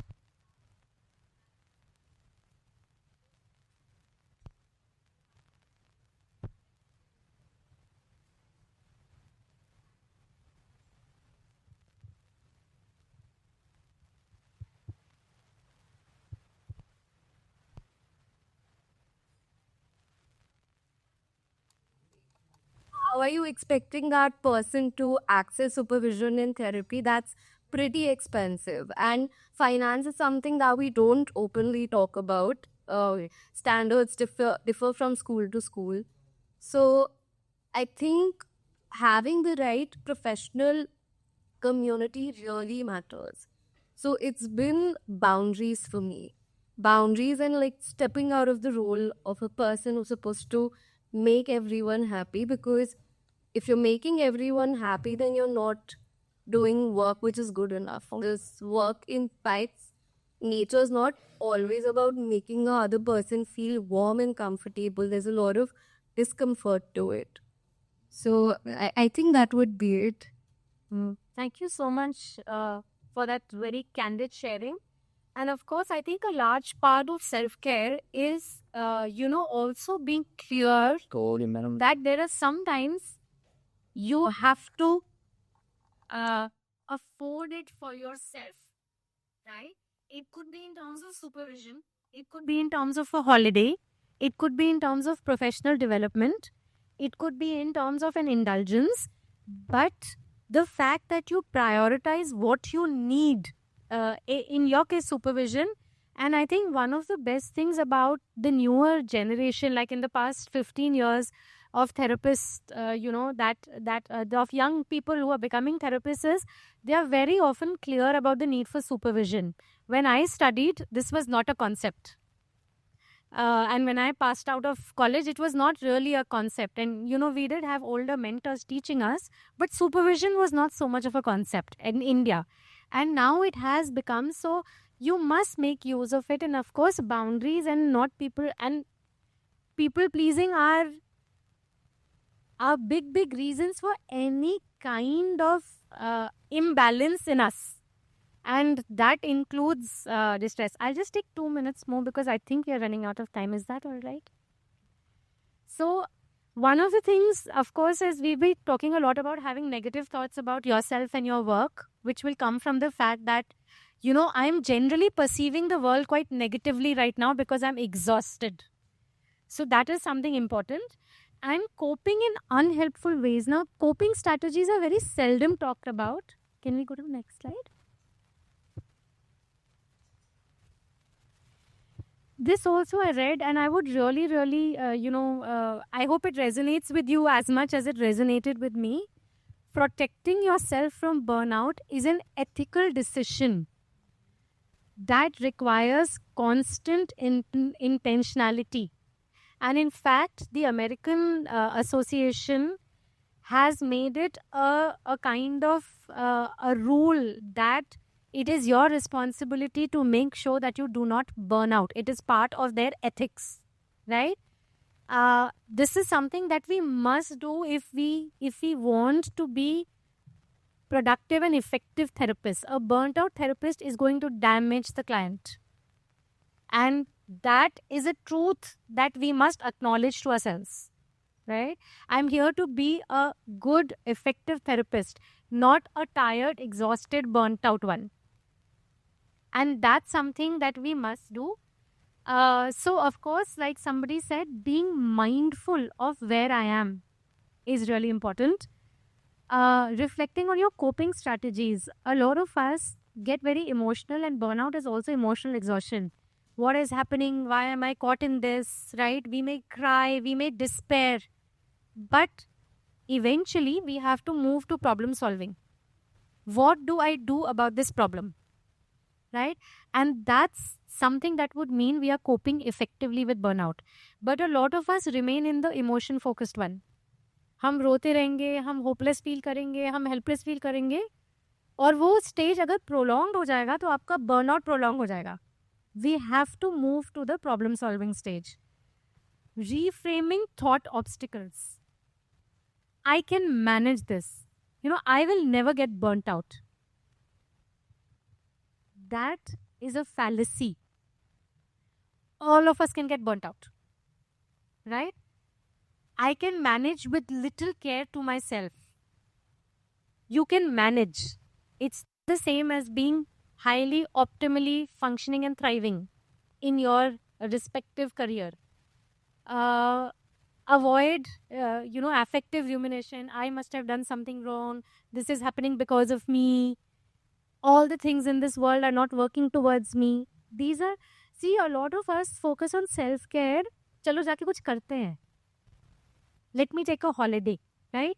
But thought care and focusing on your self-talk is as important in managing your burnout, is basically what I'm trying to say. So self-care is not restricted to doing the good things for yourself. It's not restricted to eating enough, sleeping enough, and managing your time. If your thoughts are not aligned, then at some point or the other, you will experience burnout. Positive work reflections. What was great at work today? What made me smile?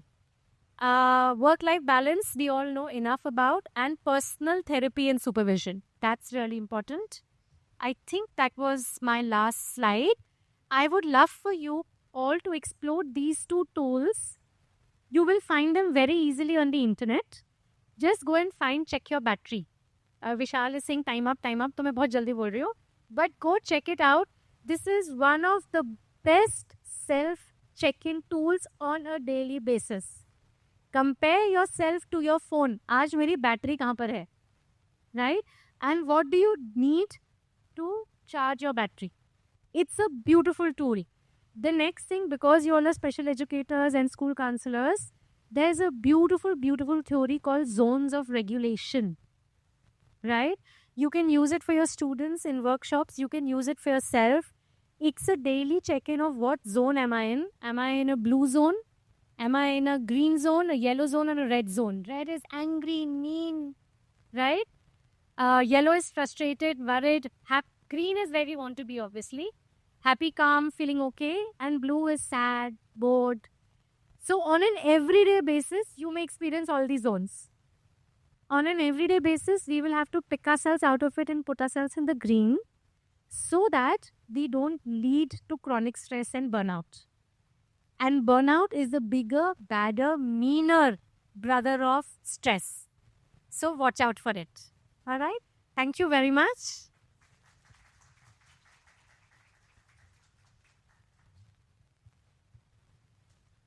And your questions to the at Larry.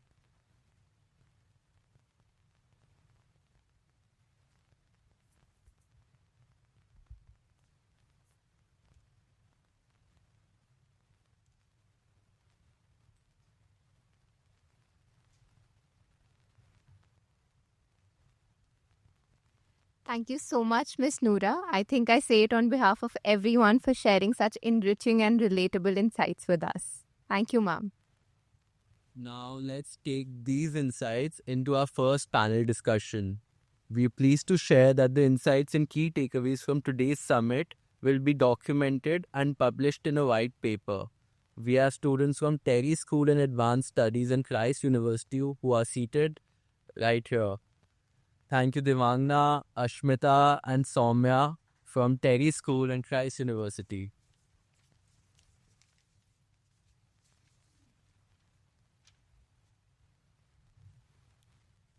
Introducing our first panel discussion. Avoidance of schoolwork and frequent absenteeism are often misunderstood as behavioral issues or lack of motivation.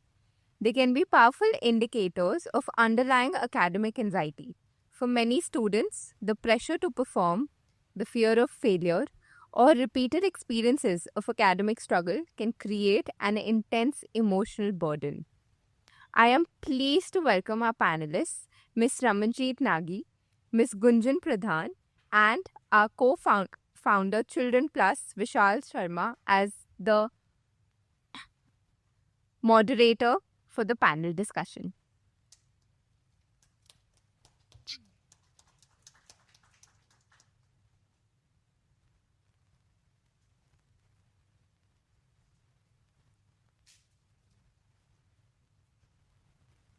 Ms. Ramanjit Nagi, principal of Sri Ram Millennium School, Noida, brings over 3 decades of dedication to education. Ms. Gunjan Pradhan, an accomplished author, journalist, and academician with deep focus on applied ethics and public policy. Ms. Tapti Malhotra, child psychologist and play therapist. We're delighted to have you.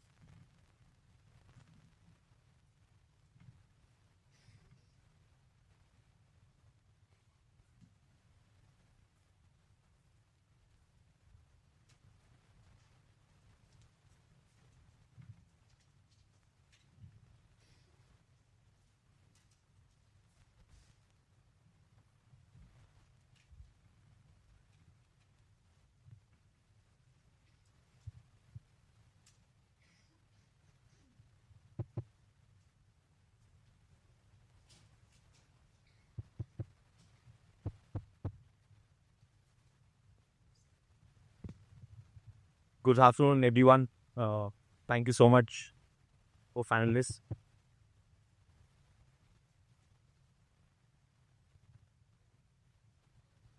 Thank you so much, ma'am. Am I audible at the end? No, the audio is not there. Hello, hello. Okay, thank you. So, as all of us know, that school is meant to be a place of learning and growth. But for many students, it has become a source of anxiety.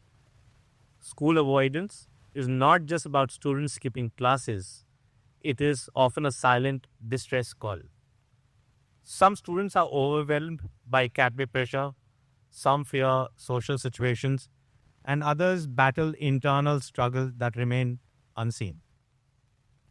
Today, we have a very diverse panel, an leader in education, a mental health expert, and a parent.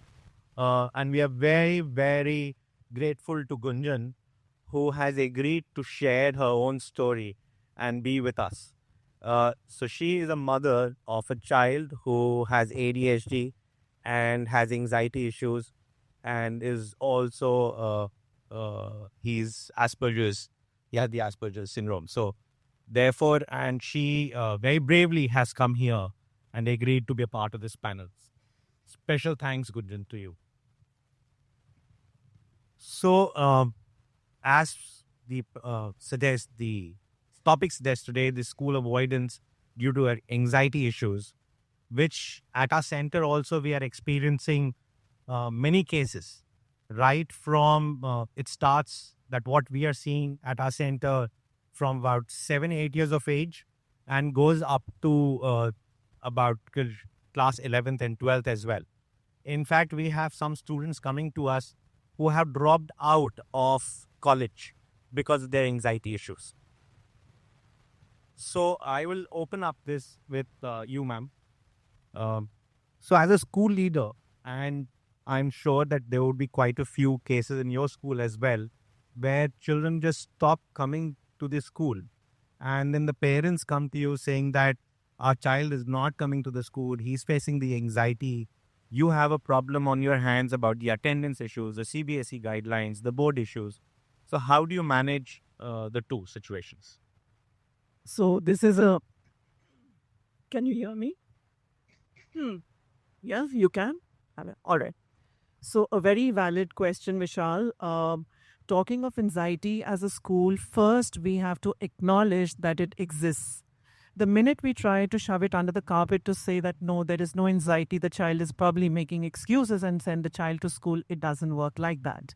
We have to be on the same page with the parents to understand where the parent is coming from, because what the parent sees at home is a reality. And for them to deal with that becomes a problem if the school is not hand in hand with the same problem that the parent is facing.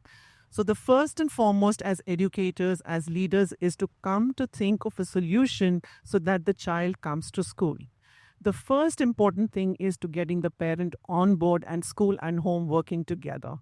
Once that happens, the child is there. We have to set up systems in school where we offer that pastoral care for each and every child. And anxiety today is not starting only at the 7 years or 8 years of age. It is starting right from inception, where the children are undergoing a lot of separation anxiety to begin with. They are not used to meeting so many adults in their life. They're not used to new faces. They're not used to new environments. And the intervention has to be put right then and there so that the school year is a smooth year for the child, for the parent, and for the school. So rather than turning your faces away, we need to face it face on, understand and give that guidance, give that support, and also equip our teachers. So while we were having the conversation, Gunjan mentioned that the school where her son goes, 80% of the staff is cognizant of the fact that these issues are there with the children, and the teachers are aligned to the need, which is very critical, very important, because if this sensitivity is there in the organic thread of the school, then I think we will be able to create a very safe space for our children, which is the need of the time. Thank you so much. How do you manage the attendance issues, ma'am? Right. So to get the child to the school and to make the school day exciting, you have to have programs put into place which the child finds exciting enough. Right from the time when you start the school session, and we have just started with the school session just a couple of weeks back, having some programs like a week without walls, where the children are told that you come to school, that is a bonding time for you because it's the starting of a new session. They need to know their peers. They need to get acquainted with their teachers before you jump into the academics. That jumping in happens, but if it happens a little unconsciously in the beginning of the session, it always helps to set the right tone. Once that comfort level is set with the child, then there is no looking back. The whole year is a smooth ride. So we need to think of programs revolving around child security, revolving around the child feeling very, very safe in the school environment. So, of course, Week Without Walls works very, very well. Also having programs like where the children are taking over and becoming responsible, they make buddies so that they feel responsible and accountable that, okay, when we get to school, it is an exciting day. Today, I'm going to be mentoring this child in the class. You keep changing the buddies, and while the child is being a buddy to somebody, there's a lot of learning that is happening back and forth. Very consciously, if we try to pair up children with divergent needs, with children who are very good at their work, ultimately what happens is that there's a learning happening between both the children who are involved. So if we make the school system very, very, exciting for the children, they will come to school. Wherever there is a chronic issue, we as a school reach out, talk to the parents, have that dialogue that the child must come to school. Once the child is in school, we will take it over from there. But not coming is not an option. Sometimes we have even made calls. We have visited homes to get the children onto the school wherever there's a chronic issue, because as a school, you cannot start giving up on children. You have to understand that if the child is not coming to school, what is it that your school doesn't have, which is not getting the child here and not the other way around. That's so wonderful, ma'am. Thank you. By the way, Gunjan is also a journalist and has been a professor at St. Stephen's College. So, Gunjan, my question to you is, as a journalist, you have covered many stories. And I'm sure you would have covered as a college professor about the anxiety issues as well among students. But as a parent, now that you're lived with this reality, so what has been your personal journey like when you realized that your son was struggling with school avoidance? I think there are two aspects to this problem. One is the parent's acceptance of the issue. The parent initially, parents like us who come from educated families are very, how I my child or how come my child. So that is one level at which the school has to help the parent or should help the parent. I won't say has, that be too strong, to come to terms with that. Yes, your child has issues. The second is with the child himself, because or herself, to realize that there are certain the child is, say, differently wired. I would not say deficient in that sense, but that the child is differently wired. The issue that I would really like to raise as from the standpoint of policy is that there were some statistics which were floating around today which said that 1 in 7 children have mental health issues, and it has been on the rise. Post COVID, there have been children having a lot of mental health issues. The issue that needs to be addressed is that we are getting into a divided world of children, with children with mental health issues and with children with no mental health issues. That ecosystem has to be also created. Of course, the schools, the principals, there should be a in place system for the staff to take care of such children. But within that community of children, there has come to be a kind of division, and children do know that yes, my peer is an ADHD or my peer is not, especially in my son's school where there is mentoring, where there is hand holding. So that kind of counseling is definitely required. Thank you. So Tapti is a child psychologist as well as a play therapist. Now, Tapti, so what are the psychological and emotional signs that indicate a child may be struggling with school anxiety? Good afternoon. I hope I'm audible. Thank you for the question. I think as it is, therapy and psychology is becoming a buzz, and I would talk about the apparent signs to look out for. The first, of course, like ma'am was talking about, whether it's squirminess, fidgetity, or apparent behavior, eye contact. What's the first thing we interact with anyone? Eyes. So, the eye contact seems to be a little topsy-turvy. That's the first sign to watch out for. In terms of other psychological impact, of course, anxiety. This is exactly what we've been talking about. Withdrawal, that is again apparent. When it comes to Earth Cafe, a loss of appetite, constant fatigue, constant apparent visits to the infirmary or the medical center. I'm just talking about the visible red flags or yellow flags that we as lay people can see day in, day out. I know all of us are a part of institutions and schools and we're all professionals, but sometimes just these simple red flags can help us identify that yes, it's a cause of concern. Emotional burnout, of course, we've been talking about burnout since morning.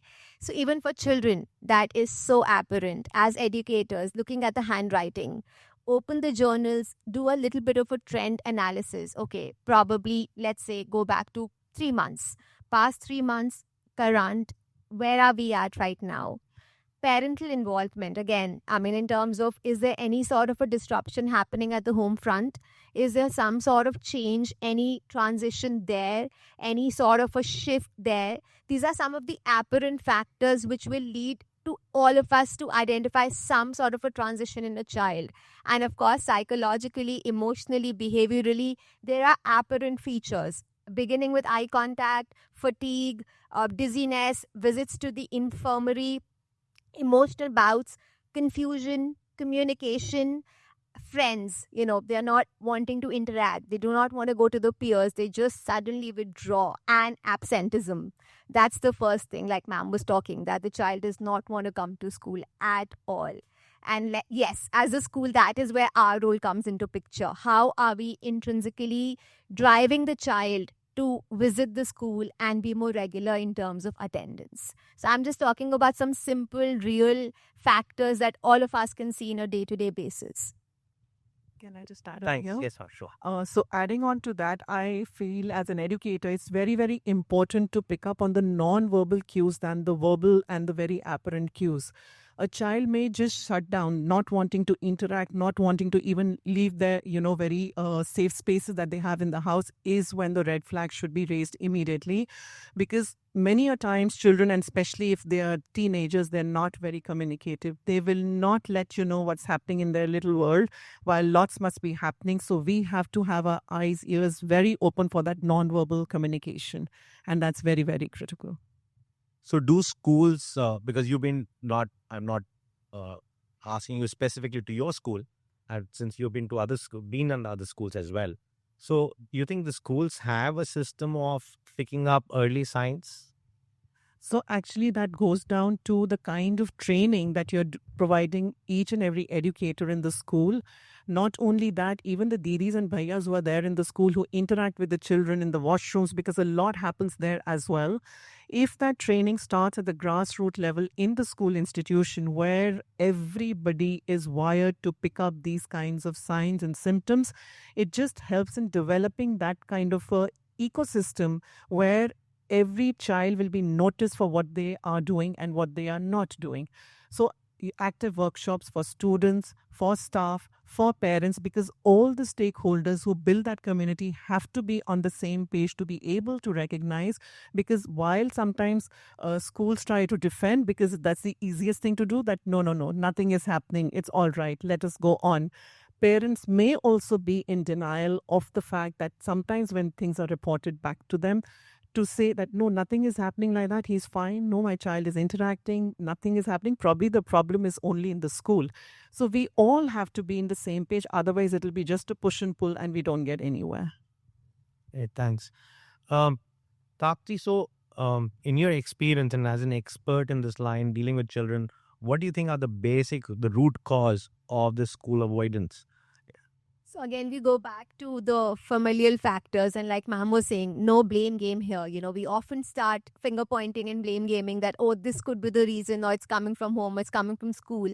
But again, it's an interplay of both nature and nurture. When we talk about any sort of a concern, it has to be an interplay of both. Whether it's neurotypicality or neurodiversity, there has to be an interplay of both nature and nurture. In terms of root cause, of course, starting back to the conditioning, family factors, any sort of a separation, any sort of a family history. These things are definitely the most important apparent factors. And of course, some episodes, it could be some peer pressure. It could be something to do with some overgeneralized experience that the child has had in the school or at home, during playway, anywhere, which the child might have just generalized to the next level and led to a certain anxiety.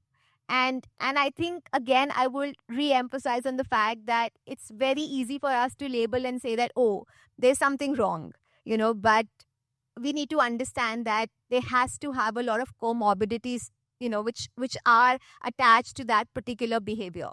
So before we jump on to concluding or deriving at a analysis or at a concrete feedback, we need to go back to the roots: family, friends, peers, and of course your mentors. And that's why whenever we are examining any child, why is it that even as a psychologist we would get in touch with the school? We have to have like an eclectic combination of stakeholders. Then only can we understand what the possible, again I will go back to the fact, the possible root causes. Sometimes we might anticipate, oh, there's probably a separation at home, and because of that the child is anxious. That might not be the reason at all. It could be just something else. It could be abuse. It could be some sort of another distress that the child might be facing. So we can't judge a book by its cover. Tip of the iceberg. There could be something deep as well. Thanks. Gunjan, when was the first time that you saw the changes and the unwillingness for your son to attend school? He manifested an extreme form of anxiety, and he would come up with these garb like arguments like, if I stay at home I can study more because 2 periods are say curricular activity, or 2 periods are library, so it would be better for me to sit at home and start studying. And there was avoidance to interact with other kids, because he says, I prefer to sit alone, it keeps my desk neat and tidy. So, and from an ADHD kid, neat and tidy doesn't really sound yeah, it doesn't resonate. So all these kind of arguments started coming up, and that is when we got to know that he has got ADHD. And but the problem again was, Vishal, that we got it diagnosed when he was in teenage. Now in teenage it becomes, as ma'am said, that it is very difficult to get the story out of the child. So whether it was, the first worry is always of the parent, whether it's bullying. But it was, as she said, it was not bullying, it was a red flag for something completely different. So that is how the journey has been. So late diagnosis, again, I would say that it the teachers are doing their job, they are doing a fantastic job, but sometimes the cues just get garbed. They get garbed. Ma'am, do you think the traditional assessments and grading methods are also adding on to this anxiety issues among children? So I think the grading system and assessment is not only leading to stress amongst the students, but also amongst the parents. Now, as a school, we do not have a formal assessment policy right up till junior school. It's an ongoing assessment. And when we talk about that to the parents, they absolutely feel flabbergasted that how can you not have assessments in the school? Then what is your criteria of passing the child on from one class to the other? How is the child learning to read and write if there is no assessment happening? So we have to make them understand that whatever is happening in the class is not for the child to learn, memorize, and put it out on paper on that one particular day. Learning has to be knowledge acquired for life. That can only happen when there are open systems where the child is allowed to experience what they are learning. They need to go out of the classrooms and feel what education is all about, not just having a talk within the confine of the classrooms. Now, the minute assessments come in, again, how the transition is happening from a non-assessment to an assessment zone again calls for a lot of hand-holding, where you again have to get the parents on board to explain it to them that this is how the transition will happen. We as a school will manage. We have to give them that comfort level. Even with the students, you give them trials, it's all right. Even if you start with cycle tests, you do 3, you do 4, we'll take the best of 2. So the child is at ease that I don't have to overperform myself in every single test that's coming my way. So there have to be systems that we need to develop, which is in best interest of the students. Learning has to keep happening. There is no compromise on that. Wherever you feel that, yes, the child needs that extra help, we need to get the parents on board. The teachers need to work that extra bit with the students. So what we do with our board students is wherever we feel that they need that extra hand holding, parents are not being able to monitor that at home when they're having their study break, we call them to school. We call the parents and tell them, you send your child to school because we want to sit down with a child and teach them mathematics, and we are sure that the child will do well. We start working on the core syllabus. You divide and devise a mechanism where every child doesn't have to learn everything that is there as a part of the curriculum. You have to feed the curriculum in a manner which is child friendly. The minute you start doing that, the children are at ease, the parents are at ease, and they know that you have their back. That understanding is very important. Devising those mechanisms is very, very important. And we've seen that training of that month and a half when the students are on study leave, they're just studying the core syllabus with the teachers. They're done phenomenally well. And here I not only talk about the normal mainstream students, but even the neurodivergent children.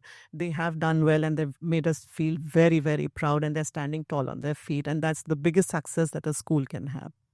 So nice to hear this, ma'am.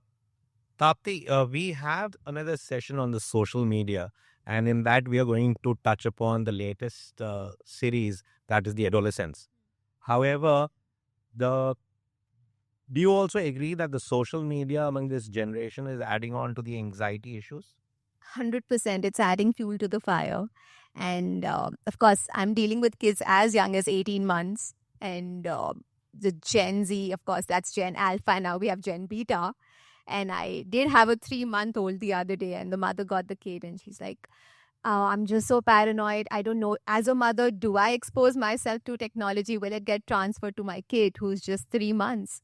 I'm like, "What do you think about it?" She's like, "I don't know. I'm just paranoid." So, yeah, I think this entire obsession over social media and sharenting, which has become another term, that how parents are just posting so much stuff about their kids and then kids are getting to know about it, it does have a ripple effect. 100%. It's adding fuel to the fire, because the entire social comparison and validation that we are just relying upon external validation to feel good about ourselves, definitely it is messing up with our identity and our self-concept. 100% it is.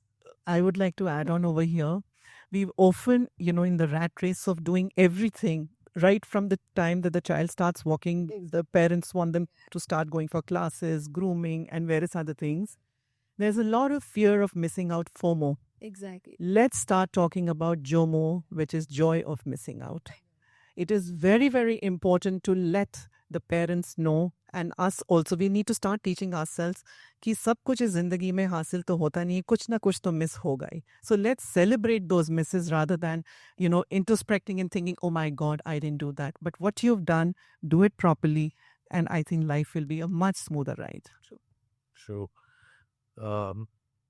What about you, Gunjan? When you see your son with the social media, do you think that's also adding on to his challenges?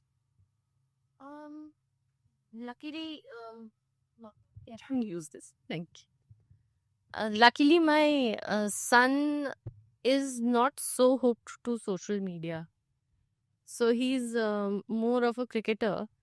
And so that leads to a lot of broken things in the house. But हाँ, दाग अच्छे होते हैं.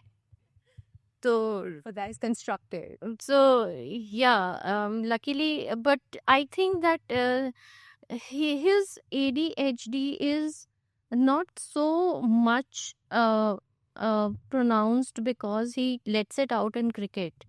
Because the kind of activity and that madness that used to be there before is because of a let out some sort of sport or some sort of activity which is constructed in its own way, whether it's a rule-based game or something. It's getting channelized, basically. That his energy is getting channelized. Of course, I can't keep him off social media completely, but I don't think he's... That's amazing. Yeah, you kudos to you for that. Okay, so to wrap up, I'll just be asking the one last question to each of you. I'll start with ma'am, first you. What can school leaders do today to make attendance feel like an opportunity and not an obligation? So, it is how you sell yourself. As I said, you have to have programs in the school where the children are excited getting involved in, have a lot of child-centric approach in the school where the students become the leaders. Because the minute you shift the responsibility of attendance from the school and the parent to the child will be a little more accountable. So having buddy systems, doing reading programs in the school. So every day, if you structure the school day in a manner where the child is getting involved with something more engaging and beyond academics, then definitely the child will be drawn that what is it that I'm going to miss out today? What is it that the school has to offer me today that I should leave the comfort of my home, get up, get ready in the morning and get there with a big smile is what we need to think about. So for that, a lot of support system has to be developed in the school. A lot of co-curriculars have to be added as a part of the school, be it art, be it physical education, give it to the children. Academic constraints are there. Senior school has its constraints of time that you have to have finish that curriculum within that framework. And also the government doesn't help when they keep announcing holidays at the drop of a hat and the school has to shut down. We all know about that, how difficult it is to function these days. Running a school is the most difficult thing. And while we run it, we have to ensure that there is something very, very tangible for the children to, get at the end of the day. And they will definitely come back with a big smile. I wish you were my principal at that time. Gunjan, because most of us are parents as well here, what message do you have for parents who feel helpless watching their child struggle with school avoidance or general anxiety as well? That's a tough one, Vishal. I'm sorry. Because so recently I met a parent whose daughter has just taken class 12 and she's ADD. And she was a star footballer playing interstate matches and everything. So I said that he said मैं बहुत खुश हूँ, मेरी बेटी पास हो गई. मैंने कहा what do you mean अभी तो result नहीं आए? देखो, we needed 45%. We've calculated the marks using ChatGPT and other things, and we are sure कि हमें 45% हो जाएगा, which is required for doing law. I said fine. So I said, but she was so good in sports. So his answer was simple. He says, we can't change the world we live in. It's an academic world. And so the only way out for her was that we both took off from work for 3 months and gave the push. So everybody develops their own coping mechanism. There is no one road for this. I'm also going through the same stage. My son is in class 10. So he has to be pushed. Class 10, all educators sitting here know that class 10 to karni hi padegi. So the only way out is to stop thinking negative, I would say that, and to avoid a burnout. Where is Nooraa? And to avoid a burnout, because it's the parents who burn out faster than the children. That is something because children are still in their childlike world. Right. Thanks.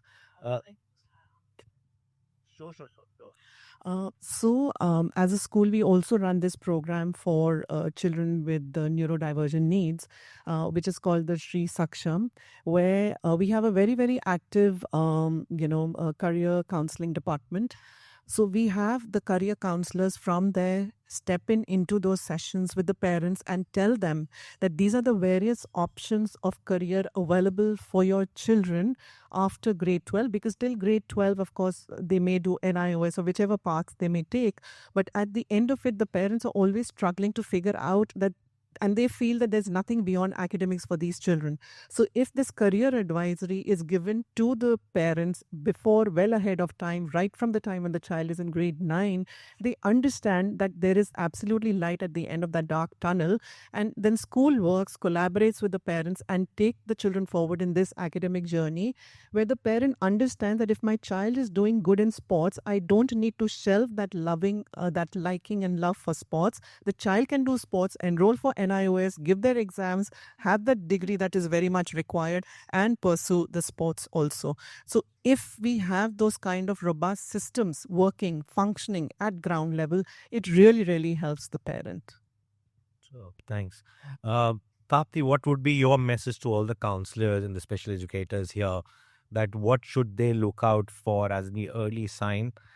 Just a couple of signs and then we can wrap up the session. I think signs most of us are aware about, so I would again not repeat that. And I think everyone's talking about a lot of it. Yes, first, I would say that let's not judge a book by its cover. I started with that, I'll end with that, because it's just very soon. I mean, it's too quick. As humans, we just quickly react and just start labeling. That should be the last thing we should be doing ideally. And like ma'am was saying, let's incentivize, let's make well-being our priority, because together everyone can achieve more. So if we all work as a team and all the stakeholders go hand in hand and prioritize well-being, incentivize regularity to school, make it more holistic. I think academics are important, of course. Everybody, we know how important it is, but it's not the end of the world. So looking at the holistic development of a child, probably focusing on the competencies, because all of us have strengths. Let's, probably emphasize more on the a particular child is possessing. And we can all see that on a day-to-day basis when we're interacting with a child. We can easily gauge a child might be good in, like ma'am quoted her own example, that her son is so good in cricket that he didn't have to depend on a device to just keep himself busy. So whether it's physical activity or it's art, music, dance, let's emphasize more on that. And again, it's all of us have to work as a team. And yes, my takeaway again would be that let's not attach labels, because it's just so easy for all of us to say this child is ADHD, this child is ADD, autistic. And we don't realize, but subconsciously our perception about the child completely changes the moment we are told that, oh, this child is neurodivergent. So yes, my message would be, let's avoid labeling, let's focus on the well-being, and let's pause, reflect, and then respond. Thank you. Well said. Thank you. So the takeaway from this session, if I'd like to summarize, is that today's conversation is not just about getting students back into the classrooms, but making classrooms a place they actually want to be. Right. Thank you so much, ma'am. Thank you so much. Thank you, Gunjan. Thank you, Tapti. Thank you so much, everyone. So now we'll break for lunch, and then we'll reconvene afterwards. But before that, I would request, in case Dr. Irfan Rizvi, he's been my mentor and he's our advisor on the board. Sir, may I kindly request you, Professor Rizvi is the Professor of Leadership and Change at IMI, and he's been there throughout. Sir, to please facilitate, ma'am. I thought he might not put me as a spread, but they do it. Facilitate. Map. So I'll be here. That's right. Here, better. Yes, let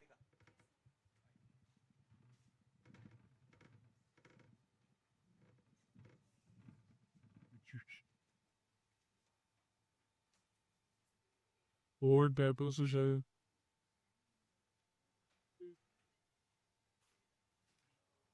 Take it out. Easy. Get it all. I get that. Get that. I didn't tell nothing. What you get it? This is this is lap to you. This is. Oh, no, pada. Nay. You. Absolutely. Flash. Back. I take. And someone will put it back. Yeah. Vika. Nagunja.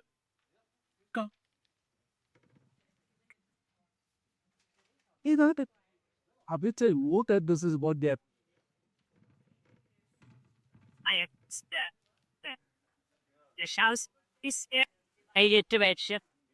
So I would get this terrace from my wife. You shall wear right in the video. Yeah. But we'll look at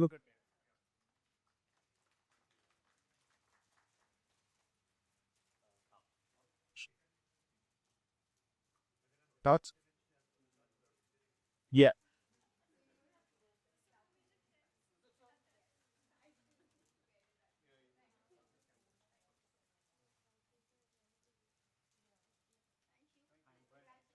Thank you. Moms, I had my thank you. Thank you, Vishal. Lands yourself. Steadies in the.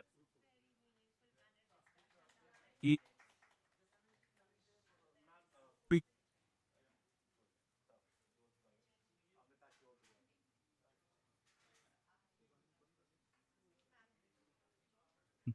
You. You beat them. Something. It will. Deacons. Another represent.